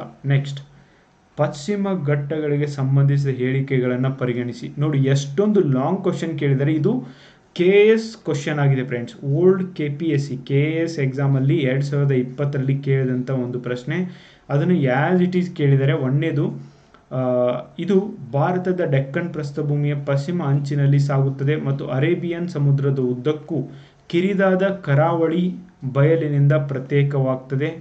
ಓಕೆ, ಈ ಶ್ರೇಣಿಯು ಗುಜರಾತ್ ಮಹಾರಾಷ್ಟ್ರ ಗಡಿಯ ಸಮೀಪದಲ್ಲಿರುವ ತಪತಿ ನದಿಯ ದಕ್ಷಿಣದಿಂದ ಮತ್ತು ಮಹಾರಾಷ್ಟ್ರ, ಗೋವಾ, ಕರ್ನಾಟಕ, ಕೇರಳ, ತಮಿಳುನಾಡುಗಳ ಮೂಲಕ ಡೆಕ್ಕನ್ ಪರ್ಯಾಯ ದ್ವೀಪಗಳವರೆಗೆ ಸರಿಸುಮಾರು 1600 ಕಿಲೋಮೀಟರ್ವರೆಗೆ ವ್ಯಾಪಿಸಿದೆ. ಎಸ್, ಎರಡೂ ಸ್ಟೇಟ್ಮೆಂಟ್ಗಳು ಕೂಡ ಸರಿಯಾಗಿದ್ದಾವೆ ಫ್ರೆಂಡ್ಸ್. ಯಾರಾದರೂ ಇಂಗ್ಲೀಷ್ ಮೀಡಿಯಂ ಇದ್ದರೆ ದಯವಿಟ್ಟು ಇಂಗ್ಲೀಷ್ ಮೀಡಿಯಂನಲ್ಲಿ ಕ್ವಶನ್ ಓದಿ, ಅಂದರೆ ಮಾತ್ರ ನಿಮಗೆ ಅರ್ಥ ಆಗುತ್ತೆ. ಕನ್ನಡ ಮೀಡಿಯಂದವರಿಗೆ ಏನು ತೊಂದರೆ ಇಲ್ಲ, ಕನ್ನಡ ಮೀಡಿಯಂನಲ್ಲಿ ನಿಮಗೆ ಅರ್ಥ ಆಗುತ್ತೆ. Next, a strait of Gibraltar. Okay, the strait of Gibraltar ಜಲಸಂಧಿಯು ಕೆಳಗಿನ ಯಾವುದನ್ನು ಸಂಪರ್ಕಿಸ್ತದೆ ಅಂತ ನಿಮಗೆ ಪ್ರಶ್ನೆ. ಓಕೆ, ಸೂಯಜ್ ಕೆನಾಲ್ ಕೂಡ ನಿಮಗೆ ಇಲ್ಲಿ ಸಿಗುತ್ತೆ ಫ್ರೆಂಡ್ಸ್. ಕೆಂಪು ಸಮುದ್ರ ಮತ್ತು ಮೆಡಿಟೇರಿಯನ್ ಸಮುದ್ರ. ಇತ್ತೀಚೆಗೆ ಮೆಡಿಟೇರಿಯನ್ ಸಮುದ್ರ ಮತ್ತು ಈ ಕೆಂಪು ಸಮುದ್ರದ ನಡುವೆ ಇರುವಂಥ ಈಜಿಪ್ಟ್ಗೆ ಮೋದಿಜಿಯವರು ಭೇಟಿ ಕೂಡ ಆಗಿದ್ರು ಫ್ರೆಂಡ್ಸ್. ಪಿರಾಮಿಡ್ಗೆಲ್ಲ ಹೋಗಿದ್ರು. ಸೊ ನೀವು ಜಿಬ್ರಾಲ್ಟರ್ನ ಮ್ಯಾಪ್ನಲ್ಲಿ ತೆಗೆದು ನೋಡ್ಬೋದು. ಕೆಂಪು ಸಮುದ್ರ ಮತ್ತು ಮೆಡಿಟೇರಿಯನ್ನ ಕನೆಕ್ಟ್ ಮಾಡುತ್ತೆ. ನೆಕ್ಸ್ಟ್, ಇವುಗಳಲ್ಲಿ ಯಾವ ಖುಜುರಾಹೋ ಗುಂಪಿನ ಸ್ಮಾರಕಗಳು ಯುನೆಸ್ಕೋ ವಿಶ್ವ ಪರಂಪರೆ ತಾಣದಲ್ಲಿ ಇದ್ದಾವೆ ಅಂತ. ನೋಡಿ, ಯಾವುದು ಅಂತ ಕೇಳಿದ್ದಾರೆ. ಓಕೆ, ಸೊ ನೋಡಿ ಯಾವ ಥರ ಕ್ವಶನ್ಸ್ನ ಕೇಳಿದ್ದಾರೆ ಅಂದರೆ, ಮಧ್ಯಪ್ರದೇಶದಲ್ಲಿ ಇರುವಂಥದ್ದು ಖುಜುರಾಹೋ ಟೆಂಪಲ್. ಸೊ ಇವು ಯುನೆಸ್ಕೋದ ವರ್ಲ್ಡ್ ಹೆರಿಟೇಜ್ ಸೈಟ್ಸಲ್ಲಿ ಕೂಡ ಕಂಡು ಬರ್ತವೆ ಫ್ರೆಂಡ್ಸ್. ತುಂಬಾ ನ್ಯಾಚುರಲ್ ಬ್ಯೂಟಿಯಿಂದ ಕೂಡಿದ್ದಾವೆ. ಬೆಟ್ಟದ ಇಳಿಜಾರುಗಳಲ್ಲಿ ಮಣ್ಣಿನ ಸವೆತವನ್ನು ಯಾವುದರಿಂದ ಪರಿಗಣಿಸಬೇಕು. ನೋಡಿ, ನನಗಂತೂ ಕನ್ನಡದಲ್ಲಿ ಇದನ್ನು ಅಷ್ಟೊಂದು ಸರಿಯಾಗಿ ಅನಿಸ್ಲಿಲ್ಲ. ಕ್ವಶನ್ ಓದಾಗ ಅರ್ಥ ಆಗಲಿಲ್ಲ. Soil erosion in the hill slope can be checked by. Okay, soil ಇರೋಷನನ್ನು ಯಾವ ಥರ ತಡಿಬೋದು ಅಂತ ನಿಮಗೆ ಪ್ರಶ್ನೆ. ಟೆರೇಸ್ ಫಾರ್ಮಿಂಗ್ ಮಾಡುವುದ್ರ ಮೂಲಕ, ಟೆರೇಸ್ ಕೃಷಿಯನ್ನು ಮಾಡುವುದ್ರ ಮೂಲಕ ಈ ಥರ ಇರ್ತಾವೆ ನೋಡಿ. ಓಕೆ, ಹೋದಂಗೆ ಹೈಟ್ ಆಗ್ತಾ ಹೋಗುತ್ತೆ. ಹೋದಂಗೆ ಹೈಟ್ ಆಗ್ತಾ ಹೋಗುತ್ತೆ. ಟೀ, ಕಾಫಿ ಎಲ್ಲ ಬೆಳೀತಾರೆ ನೋಡಿ. ನೆಕ್ಸ್ಟ್, ವಾತಾವರಣದ ಅತ್ಯಂತ ಕೆಳಗಿನ ಪದರ ಯಾವುದು ಅಂತ ನಿಮಗೆ ಪ್ರಶ್ನೆ. ಇದು ಅಂತೂ ನೀವು ಸ್ಕೂಲ್ ಬುಕ್ಸಲ್ಲಿ ಓದಿರ್ತೀರ ಫ್ರೆಂಡ್ಸ್. ಈಸಿ ಆದಂಥ ಒಂದು ಪ್ರಶ್ನೆ ಕೂಡ ಆಗಿದೆ. ಸೊ ಈ ಒಂದು troposphere. Okay, troposphere, stratosphere, mesosphere, thermosphere. Okay, ಸ್ಟ್ರಾಟೋಸ್ಪಿಯರ್ದಲ್ಲಿ ಪ್ಲೇನ್ಗಳೆಲ್ಲ ಅಡ್ಡಾಡ್ತವೆ. ಸೊ ನೀವು ಈ ಥರನೂ ಕೂಡ ನೆನಪಲ್ಲಿ ಇಟ್ಕೋಬೋದು. ಕೆಳಗಿನವುಗಳಲ್ಲಿ ಯಾವುದು ಸರಿಯಾಗಿದೆ. Darjeeling, yes, Darjeeling tea, West Bengal. Mount Abu, Rajasthan. Kodaikanal. Okay, Kodaikanal definitely that is in Tamil Nadu. Shimla, ಇದು ಉತ್ತರಾಖಂಡದಲ್ಲ ಫ್ರೆಂಡ್ಸ್, ಹಿಮಾಚಲ್ ಪ್ರದೇಶದಲ್ಲಿ ಇದೆ. ಸಿಮ್ಲಾ ಏನಿದೆಯಲ್ವಾ, ಹಿಮಾಚಲ್ ಪ್ರದೇಶದಲ್ಲಿ ಇದೆ ನೋಡಿ. ಸೊ ನಿಮಗೆ ಒಂದೊಂದು ಪ್ರಶ್ನೆನೂ ಕೂಡ ಇಂಪಾರ್ಟೆಂಟ್ ಆಗುತ್ತೆ ಫ್ರೆಂಡ್ಸ್. 58th ಪ್ರಶ್ನೆನ ನಾವು ನೋಡಬೇಕು ಅಂದರೆ, ಧೌಲಗಿರಿ ಯಾವ ರೇಂಜಲ್ಲಿ ಬರ್ತದೆ ಅಂತ ಹೇಳ್ಬಿಟ್ಟು. ಓಕೆ, ಸೊ ಧೌಲಗಿರಿ ಇದು ಬರೋದು ಅರಾವಳಿ ರೇಂಜಲ್ಲಿ ಫ್ರೆಂಡ್ಸ್. ಗುರು ಶಿಖರ, ಓಕೆ, ಗುರು ಶಿಖರ ಡೆಫಿನೆಟ್ಲಿ ಧೌಲಗಿರಿ ಹಿಮಾಲಯದಲ್ಲಿ ಬರುವಂಥದ್ದು, ಧೌಲಗಿರಿ ಹಿಮಾಲಯ. ಆಮೇಲೆ ಗುರು ಶಿಖರ ಅರಾವಳಿಯಲ್ಲಿ ರಾಜಸ್ಥಾನದಲ್ಲಿ ಬರುವುದು ಫ್ರೆಂಡ್ಸ್. ಧೂಪ್ಗರ್, ಓಕೆ, ಧೂಪ್ಗರ್ ಇದು ಬರುವುದು ಸಾತ್ಪುರ ರೇಂಜಲ್ಲಿ. ದೊಡ್ಡ ಬೆಟ್ಟ ಡೆಫಿನೆಟ್ಲಿ ಬರುವುದು ನೀಲಗಿರಿ ಬೆಟ್ಟಗಳಲ್ಲಿ. ಓಕೆ, ನೋಡಿ ಇವೆಲ್ಲನೂ ಓಲ್ಡ್ UPSC ಕ್ವಶನ್ಸ್ ಆಗಿದ್ದಾವೆ ಫ್ರೆಂಡ್ಸ್. ಹಳೆಯ ವರ್ಷದ IAS ಪರೀಕ್ಷೆಯಲ್ಲಿ ಕೇಳಲಾದಂಥ ಪ್ರಶ್ನೆ. ಆದ್ದರಿಂದನೇ ಪ್ರತಿಯೊಂದು ಹಳೆಯ ಕ್ವಶನ್ ಪೇಪರ್ಸ್ಗಳನ್ನು ನೋಡೋದ್ರಿಂದನೇ 80% ಕ್ವಶನ್ ಬರ್ತದೆ ಅಂತ ಮೊದಲನೇ ಕ್ವಶನ್ ಪೇಪರಲ್ಲಿ ಹೇಳಿದೆ ನಾನು. ನೆಕ್ಸ್ಟ್, ಈ ಕೆಳಗಿನಗಳಲ್ಲಿ ಅಳಿವಿನಂಚಿನಲ್ಲಿರುವ ಯಾವ ಪ್ರಭೇದಗಳು ಕಾಜಿರಂಗ ರಾಷ್ಟ್ರೀಯ ಉದ್ಯಾನವನದಲ್ಲಿ ಕಂಡುಬರ್ತವೆ ಅಂತ ನಿಮಗೆ ಪ್ರಶ್ನೆ. Definitely Kaziranga national park is known for ಒಂದು ಕೊಂಬೆಯ ಗೆಂಡಾಮೃಗ, ಒನ್ ಹಾರ್ನ್ ರೈನೋಸ್ ಇಲ್ಲಿ ಹೆಚ್ಚಾಗಿ ಕಂಡು ಬರ್ತವೆ ಫ್ರೆಂಡ್ಸ್. ಅದಕ್ಕೇನೆ ಇದು ಫೇಮಸ್ ಕೂಡ ಆಗಿದೆ. ನೆಕ್ಸ್ಟ್ 60ನೇ ಪ್ರಶ್ನೆ, ಇವುಗಳಲ್ಲಿ ಯಾವ ಅರಣ್ಯಗಳು ಪಶ್ಚಿಮ ಘಟ್ಟಗಳು, ಈಶಾನ್ಯ ಪ್ರದೇಶ ಬೆಟ್ಟಗಳು ಮತ್ತು ಅಂಡಮಾನ್ ನಿಕೋಬಾರ್ ದ್ವೀಪಗಳಲ್ಲಿ ಕಂಡು ಬರ್ತವೆ ಅಂತ. ಡೆಫಿನೆಟ್ಲಿ ದಟ್ ಈಸ್ ಉಷ್ಣವಲಯದ ನಿತ್ಯ ಹರಿದ್ವರ್ಣ ಕಾಡುಗಳು ಇಲ್ಲಿ ಕಂಡು ಬರ್ತವೆ friends. Tropical evergreen forest, okay. Mangrove ಇದು ಓನ್ಲಿ ಎಲ್ಲಿ ನದಿಗಳು ಬಂದು ಸಮುದ್ರವನ್ನು ಸೇರ್ತವೆ ಅಲ್ಲಿ. ಡ್ರೈ ಡೆಸಿಡಿಯಸ್ ಫಾರೆಸ್ಟ್ ದೇಶದ ತುಂಬೆಲ್ಲ ಅತಿ ಹೆಚ್ಚಿರುವಂಥ ಒಂದು ಫಾರೆಸ್ಟ್ ಟೈಪ್ ಆಗಿದೆ friends. Semi desert and desert vegetation only ಡೆಸರ್ಟ್ಗಳಲ್ಲಿ ಕಂಡು ಬರ್ತದೆ, ಅದರಲ್ಲೂ ರಾಜಸ್ಥಾನದಲ್ಲಿ ಇದನ್ನು ನೀವು ಕಾಣಬಹುದು. ನೆಕ್ಸ್ಟ್, ಹೈಡ್ರೋಸ್ಪಿಯರ್ ಬರೀರಿದೆ ನೋಡಿ ಇದು ಡೆಫಿನೆಟ್ಲಿ ತುಂಬಾ ಟಫ್ ಇರುವಂಥ ಒಂದು ಕ್ವಶನ್ ಪೇಪರ್ ಫ್ರೆಂಡ್ಸ್. ಅಂದರೆ ಭಾಳನೇ ಲೆಂದಿ ಆಗಿರುವಂಥ ಒಂದು ಪ್ರಶ್ನೆ ಪತ್ರಿಕೆ ಇದು ಆಗಿದೆ. ಸೊ ನೀವು ಭಾಳನೇ ಕೇರ್ಫುಲ್ಲಾಗಿ ಇದನ್ನು ಓದಬೇಕು. ಜಲಗೋಳ ಹೈಡ್ರೋಸ್ಪಿಯರ್ ಥರ್ಮೋಸ್ಪಿಯರ್ನೊಂದಿಗೆ ಹೊಂದಾಣಿಕೆಯಾಗುವ 50 ಕಿಲೋಮೀಟರ್ಗಳ ಮೇಲೆ ಇರುತ್ತದೆ. ಲಿಥೋಸ್ಪಿಯರ್ ಜೀವಗೋಳ ಆ್ಯಂಡ್ ಅಯೋನೋಗೋಳ ಅಂತ ಏನಿದ್ದಾವೆ ಇವುಗಳನ್ನು ನೀವು ಮ್ಯಾಚ್ ಮಾಡ್ಬೋದು ಫ್ರೆಂಡ್ಸ್. ಇದನ್ನು ಮ್ಯಾಚ್ ಮಾಡಿದಾಗ ಡೆಫಿನೆಟ್ಲಿ ನಿಮಗೆ ಸಿ ಏನಿದೆಯೋ ಸರಿಯಾಗಿ ಉತ್ತರ ಸಿಗುತ್ತೆ. ಓಕೆ, ಸೊ ಈ ಮ್ಯಾಚ್ನ ನೀವು ಮಾಡ್ಬೋದು, ಲಿಥೋಸ್ಪಿಯರ್, ಜೀವಗೋಳ, ಅಯೋನೋಗೋಳ. ನೆಕ್ಸ್ಟ್, ಇವುಗಳಲ್ಲಿ ಯಾವುದು ಹೊಸ ರಾಷ್ಟ್ರೀಯ ಶಿಕ್ಷಣ ನೀತಿ 2020 ಜಾರಿಗೆ ತಂದ ಭಾರತದ ಮೊದಲ ರಾಜ್ಯ ಅಂತ ನಿಮಗೆ ಪ್ರಶ್ನೆ. ಎಸ್, ಇದು ನ್ಯೂಸಲ್ಲಿ ಇತ್ತು. ಕರ್ನಾಟಕ ಮೊದಲ ರಾಜ್ಯ ಆಗಿದೆ ಈ ಹೊಸ ಶಿಕ್ಷಣ ನೀತಿಯನ್ನು ಜಾರಿಗೆ ತಂದಿದ್ದು ಫ್ರೆಂಡ್ಸ್. New education policy 2020. ಎದ್ರ ಮೇಲೆ ಬೇಕಾದರೂ ಕ್ವಶನ್ ಕೇಳ್ಬೋದು. ನೆಕ್ಸ್ಟ್, ಯಾವ ರಾಜ್ಯದ ಚುನಾವಣಾ ಆಯೋಗವು ಸ್ಮಾರ್ಟ್ಫೋನ್ ಮೂಲಕ ಮತದಾನಕ್ಕಾಗಿ ಭಾರತದ ಮೊದಲ ಡ್ರೈ ರನ್ ನಡೆಸಲು ಸಜ್ಜಾಗಿದೆ ಅಂತ ನಿಮಗೆ ಪ್ರಶ್ನೆ. ವೋಟ್ ಥ್ರೂ ಸ್ಮಾರ್ಟ್ಫೋನ್ ಅನ್ನುವಂಥ ಒಂದು ಫಸ್ಟ್ ಡ್ರೈ ರನ್ ಅನ್ನು ನಡೆಸಲಿಕ್ಕೆ ಪ್ರಯತ್ನಿಸ್ತಿದೆ ಅಂತ ನಿಮಗೆ ಪ್ರಶ್ನೆ. ಅವಾಗಿನ ಟೈಮಲ್ಲಿ ಇದು ನ್ಯೂಸಲ್ಲಿ ಇತ್ತು ಫ್ರೆಂಡ್ಸ್. ಸೊ ಇದನ್ನು ನಾವೇನು ಆನ್ಸರ್ ಮಾಡುವಂಥ ಅವಶ್ಯಕತೆ ಇಲ್ಲ. 64 ಇಂಪಾರ್ಟೆಂಟ್ ಕ್ವಶನ್. UN ಹವಾಮಾನ ಬದಲಾವಣೆ ಸಮ್ಮೇಳನ COP 26 ಕೇಳಿದರೆ 26 ಇಂಪಾರ್ಟೆಂಟ್ ಅಲ್ಲ ಫ್ರೆಂಡ್ಸ್. ಈ ವರ್ಷ 2023ಕ್ಕೆ COP 28, ಓಕೆ, COP 28 ನಡೀತಾ ಇದೆ. ನಾನು ಇದ್ರ ಬಗ್ಗೆ ಕರೆಂಟ್ ಅಫೇರ್ಸಲ್ಲೂ ಕೂಡ ಡೀಟೇಲ್ ಆಗಿನೇ ಹೇಳಿದ್ದೀನಿ ಫ್ರೆಂಡ್ಸ್. ಸೊ COP 28 ನಡೀತಾ ಇರೋದು UAE, ಓಕೆ, ಡಿಸೆಂಬರ್ಲಿ ನಡೀತಾ ಇದೆ. ಯುನೈಟೆಡ್ ಅರಬ್ ಎಮಿರೇಟ್ಸ್ ದುಬೈಯಲ್ಲಿ ನಡೀತಾ ಇದೆ ಫ್ರೆಂಡ್ಸ್. ಪರ್ಟಿಕ್ಯುಲರ್ ಸಿಟಿನ ಹೇಳಬೇಕು ಅಂದರೆ ದುಬೈಯಲ್ಲಿ ನಡೀತಾ ಇದೆ. ಇಲ್ಲಿ ಕ್ಲೈಮೇಟ್ ಚೇಂಜ್ ಆಗ್ತಾ ಇರೋದನ್ನು ಕುರಿತು ಚರ್ಚೆಯನ್ನು ಮಾಡಲಾಗಿದೆ. ನೆಕ್ಸ್ಟ್, ಕರ್ನಾಟಕ ಸರ್ಕಾರದ ರಾಜ್ಯದ ಗ್ರಾಮೀಣ ಪ್ರದೇಶದಲ್ಲಿ ಗರ್ಭಿಣಿಯರು ಮತ್ತು ಹಾಲುಣಿಸುವ ಮಹಿಳೆಯರ ಪೌಷ್ಟಿಕಾಂಶದ ಅಗತ್ಯಗಳನ್ನು ಪೂರೈಸಲು ಈ ಕೆಳಗಿನ ಯಾವ ಯೋಜನೆಯನ್ನು ಪ್ರಾರಂಭಿಸಿದೆ ಅಂತ. ಮಾತೃಪೂರ್ಣ ಯೋಜನೆ ಅನ್ನುವಂಥ ಯೋಜನೆಯನ್ನು ಕರ್ನಾಟಕ ಸರ್ಕಾರ ಪ್ರಾರಂಭಿಸಿತು ಫ್ರೆಂಡ್ಸ್. ಪ್ರೆಗ್ನೆಂಟ್ ಇದ್ದವ್ರಿಗೆ ಮತ್ತು ಲ್ಯಾಕ್ಟೇಟಿಂಗ್ ಮದರ್ಸ್ಗೆ ಈ ಒಂದು ಫೆಸಿಲಿಟಿಗಳನ್ನು ಹಣ್ಣು ಹಂಪಲು ಕೊಡೋದಾಗಿರ್ಬೋದು ಮತ್ತು ವಿಟಮಿನ್ಸ್ ಇರುವಂಥ ಟ್ಯಾಬ್ಲೆಟ್ಗಳನ್ನ ಕೊಡುವಂಥ ಯೋಜನೆ ಇದು ಆಗಿತ್ತು ಫ್ರೆಂಡ್ಸ್. ನೆಕ್ಸ್ಟ್, ಕರ್ನಾಟಕ ಹೈಕೋರ್ಟಿನ ಮುಖ್ಯ ನ್ಯಾಯಾಧೀಶರು ಯಾರು ಅಂತ 2021ರಲ್ಲಿರುವಂಥ ಪ್ರಶ್ನೆ. ನಮಗೆ 2021ರಲ್ಲಿ ಬೇಡ, ಪ್ರೆಸೆಂಟ್ಲಿ ಇರುವಂಥದ್ದು. ಓಕೆ, ವರಾಳೆ ಅಂತ ಹೇಳ್ಬಿಟ್ಟು, ಓಕೆ, ವರಾಳೆ ಈಗ ಪ್ರೆಸೆಂಟ್ಲಿ ಇರುವಂಥ chief justice of Karnataka high court Prasanna B Varale. Okay, Prasanna B Varale ಅವರು ಇದ್ದಾರೆ ಫ್ರೆಂಡ್ಸ್. ಓಕೆ, ಅದರಿಂದ ಇಂಪಾರ್ಟೆಂಟ್. Next, 67th question. ಮೂಲ ಸೌಕರ್ಯ ಮತ್ತು ಅಭಿವೃದ್ಧಿಗೆ ಹಣಕಾಸು ಒದಗಿಸುವ ರಾಷ್ಟ್ರೀಯ ಬ್ಯಾಂಕ್. ಓಕೆ, ಹೊಸದಾಗಿ ಸ್ಥಾಪಿಸಿದ ಅಭಿವೃದ್ಧಿ ಹಣಕಾಸು ಸಂಸ್ಥೆ ಅಧ್ಯಕ್ಷರಾಗಿ ಯಾರನ್ನ ನೇಮಕಗೊಂಡಿದ್ದಾರೆ ಅಂತ. ಸೊ ಪ್ರೆಸೆಂಟ್ ಕೂಡ ಇವರೇ ಇದ್ದಾರೆ ಫ್ರೆಂಡ್ಸ್. KV ಕಾಮತ್ ಅವರನ್ನು ಇದಕ್ಕೆ ನೇಮಕ ಮಾಡಲಾಗಿದೆ. Who has been appointed A chairman of newly constituted development finance institution, national bank for financing infrastructure and development. Okay, ಇದಕ್ಕೆ ಹೆಡ್ ಆಗಿ KV ಕಾಮತ್ ಅವರನ್ನು ಮಾಡಲಾಗಿದೆ ಫ್ರೆಂಡ್ಸ್. ನೀಲಿ ಧ್ವಜ ಪ್ರಮಾಣೀಕೃತ ಸಮುದ್ರ ತೀರ ಬೀಚ್, ಕಾಸರಗೂಡು ಬೀಚ್ ಕರ್ನಾಟಕದ ಯಾವ ಜಿಲ್ಲೆಯಲ್ಲಿ ಬರ್ತದೆ ಅಂತ ನಿಮಗೆ ಪ್ರಶ್ನೆ. ಸೊ ನೀಲಿ ಧ್ವಜ ಅಂದರೆ ಸೇಫೆಸ್ಟ್ ಮತ್ತು ಮೋಸ್ಟ್ ಡೆವಲಪ್ಡ್ ಮತ್ತು ಟೂರಿಸ್ಟ್ಗಳು ಹೋಗಲಿಕ್ಕೆ ಯೋಗ್ಯವಾದಂಥ ಒಂದು ಬೀಚ್ ಆಗಿದೆ ಫ್ರೆಂಡ್ಸ್. ಉತ್ತರ ಕನ್ನಡ ಜಿಲ್ಲೆಯಲ್ಲಿ ಬರ್ತದೆ ಕಾಸರಗೂಡು ಬೀಚ್. ಇವನ್ ಹೊನ್ನಾವರ ತಾಲೂಕಿನಲ್ಲಿ ಇದು ಬರ್ತದೆ ಫ್ರೆಂಡ್ಸ್. 8 ಬೀಚ್ಗಳು, ನಮ್ಮ ದೇಶದ 8 ಬೀಚ್ಗಳಿಗೆ ಈ ಒಂದು ಬ್ಲೂ ಫ್ಲ್ಯಾಗ್ ನೀಲಿ ಧ್ವಜವನ್ನು ನೀಡಲಾಗಿದೆ friends. International agency foundation for environment and education, ಡೆನ್ಮಾರ್ಕ್ದ ಒಂದು ಸಂಸ್ಥೆ ಇದನ್ನು ನೀಡುತ್ತೆ. ಇಲ್ಲಿ ಟೂರಿಸ್ಟ್ಗೆ ಯೋಗ್ಯವಾದಂಥ ಪ್ಲೇಸ್ ಇದಾಗಿರುತ್ತೆ.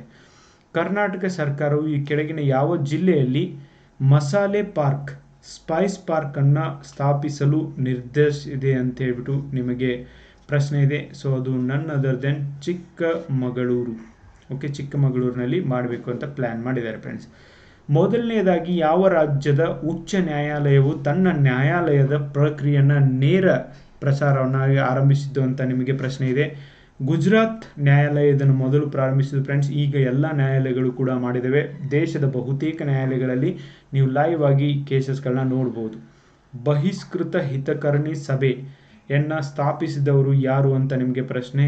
ಯಾವಾಗ ಸಮಾಜದಲ್ಲಿ ಡಿಸ್ಕ್ರಿಮಿನೇಷನ್ ಹೆಚ್ಚಾಯಿತು, ತಾರತಮ್ಯ ಹೆಚ್ಚಾಯಿತು, ಆವಾಗ ಡಾಕ್ಟರ್ BR ಅಂಬೇಡ್ಕರ್ ಅವರು ಬಹಿಷ್ಕೃತ ಹಿತಕರ್ಣಿ ಸಭಾವನ್ನು ಪ್ರಾರಂಭಿಸ್ತಾರೆ ಫ್ರೆಂಡ್ಸ್. ನೆಕ್ಸ್ಟ್ 2000 ದಾದಾ ಸಾಹೇಬ್ ಫಾಲ್ಕೆ ಪ್ರಶಸ್ತಿ 2022 ಓಕೆ 2021 ಕೇಳಿದ್ದಾರೆ, but 2022 Asha Parekh. Okay, so Asha Parekh ಇದೇ 2020 ಲಾಸ್ಟ್ ಆಗಿದೆ ಫ್ರೆಂಡ್ಸ್. ಅದು ಆದಮೇಲೆ 23 ಕೊಟ್ಟಿಲ್ಲ. ಓಕೆ, ಇನ್ನು ಆಶಾ ಪಾರೇಖ್, ಸೊ ಇವರು 2022 ವಿನ್ನರ್ ಆಗಿದ್ದಾರೆ ಫ್ರೆಂಡ್ಸ್. ಓಕೆ, ನೆಕ್ಸ್ಟ್ ಈ ಕೆಳಗಿನ ಯಾವ ಹೊಯ್ಸಳ ಅರಸರು ನೊಳಂಬವಾಡಿಗೊಂಡ ಎಂಬ ಬಿರುದನ್ನು ಹೊಂದಿದ್ದಾರೆ ಅಂತ ನಿಮಗೆ ಪ್ರಶ್ನೆ ಇದೆ. ನೊಳಂಬವಾಡಿಗೊಂಡ ಆ್ಯಂಡ್ ತಲಕಾಡುಗೊಂಡ ಇವೆರಡು ಬಿರುದನ್ನು ಹೊಂದಿದ್ದು ವಿಷ್ಣುವರ್ಧನನ ನೊಳಂಬವಾಡಿಗೊಂಡ ಅಂತ ಕೂಡ ಕರೀತಿದ್ರು ಫ್ರೆಂಡ್ಸ್. ನೆಕ್ಸ್ಟ್ ಕೊನೆಯ 2 ತೀರ್ಥಂಕರರ ಜೀವನ ಚರಿತ್ರೆಯನ್ನು ಒಳಗೊಂಡಿರುವ ಜೈನ ಪುರಾತನ ಪಠ್ಯಪುಸ್ತಕ ಕಲ್ಪಸೂತ್ರವನ್ನು ಬರೆದವರು ಯಾರು ಅಂತ ನಿಮಗೆ ಪ್ರಶ್ನೆ ಇದೆ ಫ್ರೆಂಡ್ಸ್. ಕಲ್ಪಸೂತ್ರವನ್ನು ಬರೆದವರು ಭದ್ರಬಾಹು. ಓಕೆ, ಭದ್ರಬಾಹು ಬರೆದಿದ್ದಾರೆ ಫ್ರೆಂಡ್ಸ್.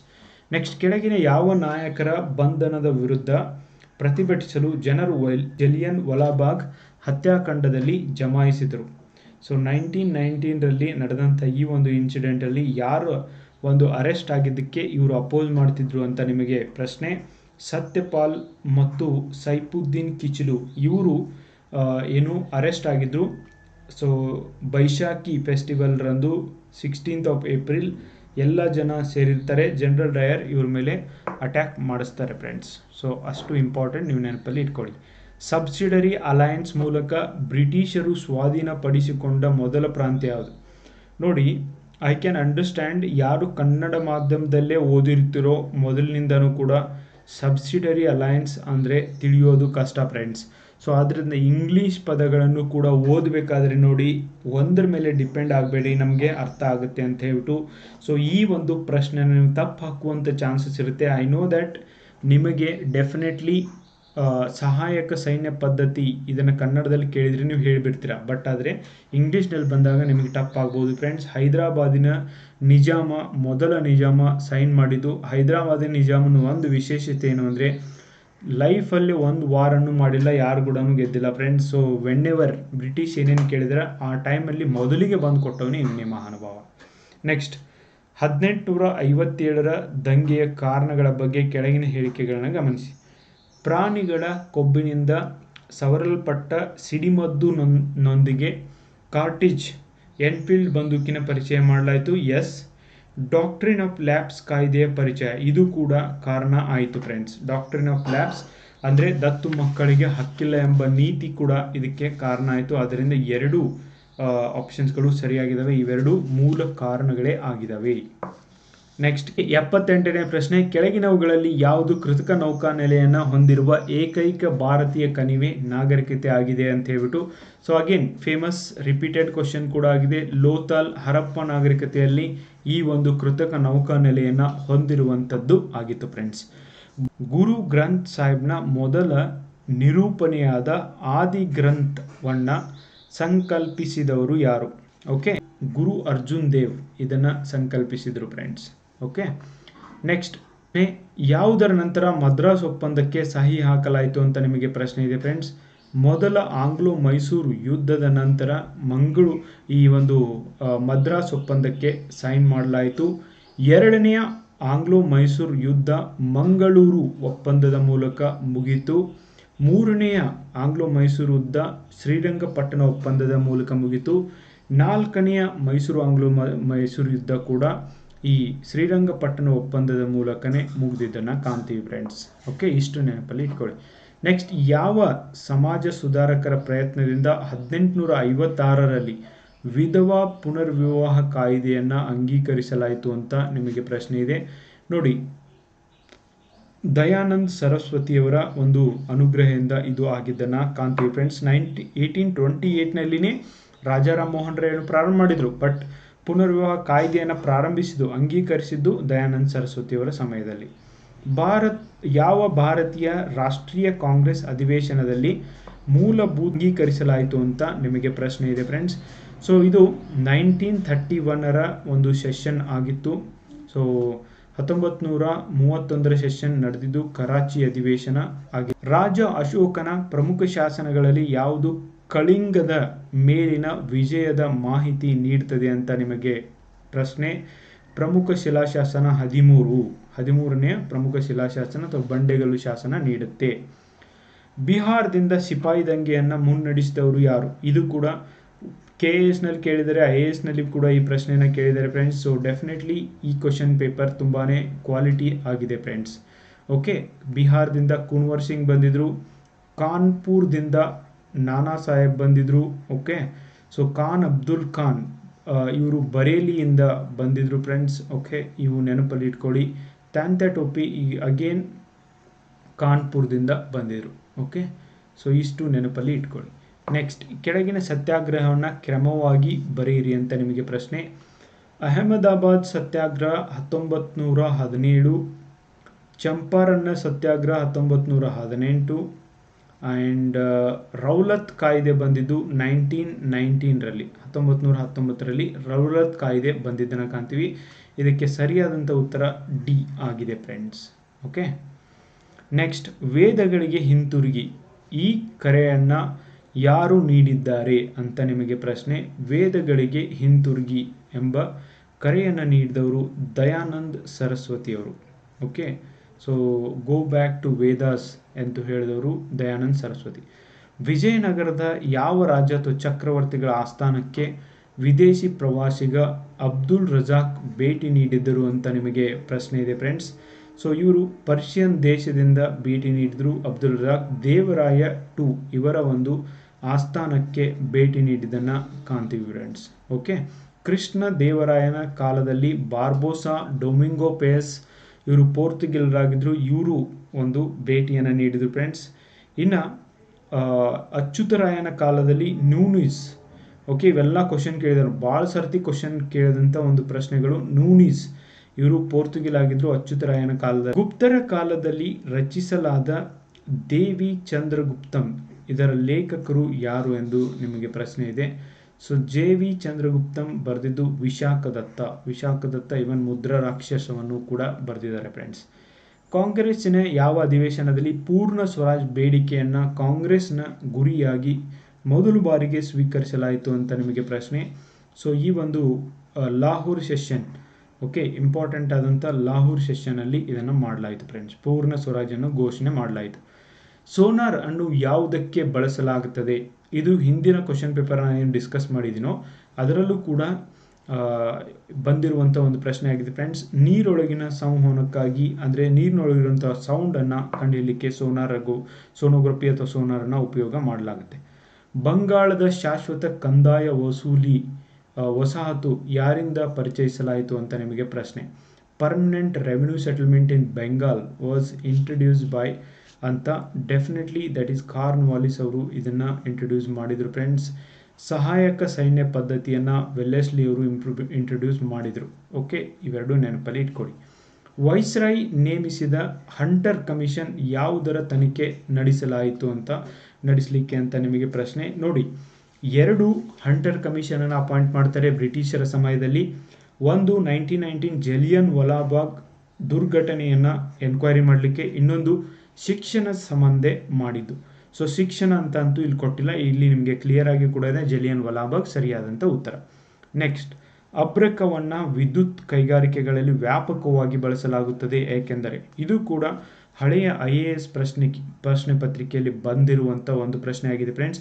ಇದು ಶಾಖದ ಉತ್ತಮ ವಾಹಕ ಮತ್ತು ಕೆಟ್ಟ ವಿದ್ಯುತ್ ವಾಹಕ ಆಗಿದೆ, ಆದ್ದರಿಂದ ಇದನ್ನು ಬಳಸ್ತಾರೆ. ನೆಕ್ಸ್ಟ್, ಈ ಕೆಳಗಿನವುಗಳಲ್ಲಿ ಯಾವುದನ್ನು ಕಬ್ಬಿಣದ ಅತ್ಯಂತ ಶುದ್ಧ ರೂಪ ಎಂದು ಪರಿಗಣಿಸಲಾಗ್ತದೆ ಅಂತ ನಿಮಗೆ ಪ್ರಶ್ನೆ. ಸೊ ಮೆತ್ತು ಕಬ್ಬಿಣ, ರೂಟ್ ಐರನ್ ಅನ್ನು ಈ ಥರ ಕನ್ಸಿಡರ್ ಮಾಡ್ತಾರೆ. ಇದು ಕೂಡ ಹಳೆಯ UPSCಯಲ್ಲಿ ಕೇಳಲಾದಂಥ ಒಂದು ಪ್ರಶ್ನೆ ಆಗಿದೆ ಫ್ರೆಂಡ್ಸ್. ಶೀತ ದೇಶಗಳಲ್ಲಿ ತೀವ್ರ ಚಳಿಗಾಲದಲ್ಲಿ ಪೈಪ್ಲೈನ್ಗಳು ಹೆಚ್ಚಾಗಿ ಒಡೆದು ಹೋಗ್ತವೆ, ಇದಕ್ಕೆ ಕಾರಣ ಏನು ಅಂತ ನಿಮಗೆ ಪ್ರಶ್ನೆ. ಡೆಫಿನೆಟ್ಲಿ ಸ್ಕ್ವೀಸ್ ಆಗಿರ್ತವೆ ಫ್ರೆಂಡ್ಸ್. ಸೊ ಆದ್ದರಿಂದ ಹೆಚ್ಚಿನ ವಾತಾವರಣದ ಒತ್ತಡ ಅಲ್ಲಿರೋದ್ರಿಂದ ಈ ಪೈಪ್ಲೈನ್ಗಳು ಕೂಡ ಒಡೆಯುವಂಥ ಸ್ಥಿತಿಗೆ ಬಂದುಬಿಡ್ತದೆ. 96ನೇ ಪ್ರಶ್ನೆ, ನೊರೆ ತೇಲುವಿಕೆಯ ಪ್ರಕ್ರಿಯೆಯನ್ನು ಯಾವುದಕ್ಕೆ ಬಳಸಲಾಗ್ತದೆ ಅಂತ ನಿಮಗೆ ಪ್ರಶ್ನೆ. ಅದಿರಿನಿಂದ ಕಲ್ಮಶವನ್ನು ತೆಗೆದುಹಾಕುವಿಕೆಗೆ ಇದನ್ನು ಬಳಸಲಾಗ್ತದೆ ಫ್ರೆಂಡ್ಸ್. ಪ್ರಶ್ನೆ, ಇವುಗಳಲ್ಲಿ ಯಾವುದನ್ನು ವುಡ್ ಸ್ಪಿರಿಟ್ ಅಥವಾ ಮರದ ಚೈತನ್ಯ ಎಂದು ಕರೆಯಲಾಗ್ತದೆ ಅಂತ. ಮೆಥನಾಲ್ ಅನ್ನು ಈ ಒಂದು ವುಡ್ ಸ್ಪಿರಿಟ್ ಅಂತ ಕರೆಯಲಾಗ್ತದೆ ಫ್ರೆಂಡ್ಸ್. ನೆಕ್ಸ್ಟ್ 98th ಕ್ವಶನ್, ಕೆಳಗಿನ ಯಾವ ಕಿಣ್ವಗಳನ್ನು ನಿರ್ದಿಷ್ಟ ಹಂತದಲ್ಲಿ DNA ತುಂಡು ಮಾಡಲು ಬಳಸಲಾಗ್ತದೆ ಅಂತ ನಿಮಗೆ ಪ್ರಶ್ನೆ. DNA ತುಂಡು ಮಾಡಲಿಕ್ಕೆ ಬಳಸಲಾಗುವಂಥದ್ದು ಕೆಳಗಿನ ಯಾವ ಕಿಣ್ವಗಳನ್ನು ನಿರ್ದಿಷ್ಟ ಹಂತದಲ್ಲಿ DNA ಅನ್ನು ತುಂಡು ಮಾಡಲು ಬಳಸಲಾಗ್ತದೆ ಅಂತ ನಿಮಗೆ ಪ್ರಶ್ನೆ. ರೆಸ್ಟ್ರಿಕ್ಷನ್ ಎಂಡೋನ್ಯೂಕ್ಲಿಯಸ್ ಅದನ್ನ ಇಲ್ಲಿ ಬಳಸಲಾಗ್ತದೆ ಫ್ರೆಂಡ್ಸ್. ನೆಕ್ಸ್ಟ್ 99th ಕ್ವಶನ್, ನಿರ್ದಿಷ್ಟ ಕೋಡ್ಗಳನ್ನು ನೀಡಲಾಗಿದೆ ನಿಮಗೆ. ಅಗೇನ್ ಮೆಂಟಲ್ ಎಬಿಲಿಟಿ ಕ್ವಶನನ್ನು ನೀಡಲಾಗಿದೆ ಫ್ರೆಂಡ್ಸ್. ತುಂಬ ಸರಳವಾದಂಥ ಈ ಒಂದು mental ability question. More than 20 questions, 19-20 ಕ್ವಶನ್ಸನ್ನು ಇಲ್ಲಿ ಮೆಂಟಲ್ ಎಬಿಲಿಟಿ ಕ್ವಶನ್ಸ್ಗಳನ್ನು ನೀಡಲಾಗಿದೆ. ಸೊ ಆದ್ದರಿಂದನೇ ಇಲ್ಲಿ ಬಹಳಷ್ಟು ಜನರಿಗೆ ಈ ಕ್ವಶನ್ ಪೇಪರ್ ಟಫ್ ಅಂತ ಕೂಡ ನನಗೆ ವಿದ್ಯಾರ್ಥಿಗಳು ಹೇಳಿದ್ದನ್ನು ನಾನು ಕೇಳಿದ್ದೀನಿ ಫ್ರೆಂಡ್ಸ್. ಮೆಂಟಲ್ ಎಬಿಲಿಟಿ ಏನು ಮಾಡೋಕ್ಕಾಗೋದಿಲ್ಲ, ಈ ಒಂದು ಎಕ್ಸಾಮ್ಸಲ್ಲಿ ಕೇಳಿರೋದು ಟಫ್ ಕೂಡ ಆಗಿದ್ದಾವೆ, ಈಸಿ ಕೂಡ ಇಲ್ಲ. ಸೊ ಅದರಿಂದ ಡೈಲಿ 1-2 ತಾಸು ನೀವು ಪ್ರಾಕ್ಟೀಸ್ ಮಾಡೋದನ್ನು ಮರಿಬೇಡಿ. ಇವು ಮಾಡಲಿಕ್ಕೆ ಆಗೋದಿಲ್ಲ ಅಂತಲ್ಲ, but it need your full practice. Okay, so ಅದರಿಂದ ಈಸಿ ಬರುತ್ತೆ ಅಂತ ಕೈ ಬೀಸ್ಕೋತ ಹೋಗಬೇಡಿ. ಮೊದಲೇ ಈ ಥರದ ಕ್ವಶನ್ ಪೇಪರ್ಗಳನ್ನು ನೋಡಿ ಕೂಡ ಪ್ರಿಪೇರ್ ಮಾಡಿ. 2021-22ರಲ್ಲಿ ಕೂಡ ಟಫ್ ಬಂದಿದ್ದನ್ನು ನಾವು ಕಾಣ್ತೀವಿ ಫ್ರೆಂಡ್ಸ್. ಜೀವಶಾಸ್ತ್ರದಲ್ಲಿ ಟೊಟಿಪ್ರೋಟೀನ್ಸ್ ಎಂಬ ಪದವು ಯಾವ ಸಂಭಾವ್ಯತೆಯನ್ನು ಸೂಚಿಸುತ್ತವೆ? ನೋಡಿ, ಇದು ಕರೆಂಟ್ ಅಫೇರ್ಸ್ ಕ್ವಶನ್ ಆಗಿತ್ತು, ಆ ವರ್ಷ ಇದನ್ನು ಕೇಳಲಾಗಿದೆ ಫ್ರೆಂಡ್ಸ್. ಸೊ ಇದು ಜೀವಿಯಲ್ಲಿರುವ ಎಲ್ಲ ವಿಭಿನ್ನ ಜೀವಕೋಶಗಳನ್ನು ವಿಭಜಿಸಲು ಮತ್ತು ಉತ್ಪಾದಿಸಲು ಇದನ್ನು ಉಪಯೋಗಿಸಲಾಗ್ತದೆ ಅಂತ ಇದರ ಒಂದು ಉತ್ತರ ಇದೆ ಫ್ರೆಂಡ್ಸ್. ಸೊ ಇಷ್ಟು 100 ಪ್ರಶ್ನೆಗಳ ಒಂದು ಕ್ವಶನ್ ಪೇಪರ್ ಇದು ಆಗಿತ್ತು. ಕ್ವಶನ್ಸ್ ಡೆಫಿನೆಟ್ಲಿ ಲೆಂದಿ ಆಗಿದ್ವು, ಬಟ್ ನೀವು ಸರಿಯಾದ ರೀತಿಯಲ್ಲಿ ಫುಲ್ ಕಾನ್ಸಂಟ್ರೇಷನಿಂದ ಪೇಷನ್ಸಿಂದ ಓದಿದಾಗ ಮಾತ್ರ ಇಂಥ ಪ್ರಶ್ನೆ ಪತ್ರಿಕೆಗೆ ಸರಿಯಾಗಿ ಉತ್ತರವನ್ನು ಮಾಡಲಿಕ್ಕೆ ಆಗುತ್ತೆ ಫ್ರೆಂಡ್ಸ್. ಯಾವುದೇ ಒಂದು ಕಾರಣಕ್ಕೂ ಪೇಷನ್ಸನ್ನು ಕಳ್ಕೋಬೇಡಿ, ಯಾಕಂದರೆ ಈ 100 ಕ್ವಶನ್ಸ್ಗಳನ್ನು ಓದೋದಷ್ಟೇ ಅಲ್ಲ, 100 ಕ್ವಶನ್ಗೆ 4 ಆಪ್ಷನ್ಸ್ಗಳನ್ನು ಕೂಡ ಓದೋದು ತುಂಬಾ ಇಂಪಾರ್ಟೆಂಟ್ ಆಗಿರುತ್ತೆ. ಇಲ್ಲಿ ನಾನು 4 ಆಪ್ಷನ್ಸ್ಗಳನ್ನು ಓದಿಲ್ಲ, ಯಾಕಂದರೆ ಬಹಳನೇ ಸಮಯ ಹಿಡಿಯುತ್ತೆ. ಬಟ್ ಎಕ್ಸಾಮಲ್ಲಿ ನೀವು 4 ಆಪ್ಷನ್ಸ್ಗಳನ್ನು ಓದೋದನ್ನು ಮರಿಬೇಡಿ. ಇಲ್ಲಿ ನಿಮಗೆ ಜಸ್ಟ್ ಯಾವ ಥರ ಕ್ವಶನ್ ಬಂದಿದೆ ಅನ್ನೋದನ್ನು ರಿಯಲೈಸ್ ಮಾಡೋದು ನನ್ನ ಒಂದು ಕೆಲಸ ಆಗಿತ್ತು ಫ್ರೆಂಡ್ಸ್. ಸೊ ಐ ಹೋಪ್ ನಿಮಗೆ ಈ ಒಂದು ವಿಡಿಯೋ ಲೈಕ್ ಆಗಿದೆ ಅಂತ. ಲೈಕ್ ಆದಲ್ಲಿ ಶೇರ್ ಮಾಡಿ, ನಮ್ಮ ಚಾನಲ್ಗೆ ಸಬ್ಸ್ಕ್ರೈಬ್ ಆಗೋದನ್ನು ಮರಿಬೇಡಿ. ಇನ್ನು ಇವನ್ ಕರೆಂಟ್ ಅಫೇರ್ಸ್ ಕ್ವಶನ್ಸ್ಗಳನ್ನು ಎವ್ರಿ 2-3 ಡೇಸ್ಗೊಮ್ಮೆ ಕೂಡ ಅಪ್ಲೋಡ್ ಮಾಡ್ತಾ ಇದ್ದೀನಿ. ಸೊ ಅದನ್ನು ಕೂಡ ನೀವು ನೋಡಿ ಫ್ರೆಂಡ್ಸ್. ಸೊ ಹಾಗೆಯೇ ನಿಮ್ಮ ಎಲ್ಲ ಫ್ರೆಂಡ್ಸ್ ಜೊತೆಗೆ ವಿಡಿಯೋನ ಶೇರ್ ಮಾಡೋದನ್ನು ಕೂಡ ಮರಿಬೇಡಿ. Thank you so much for watching the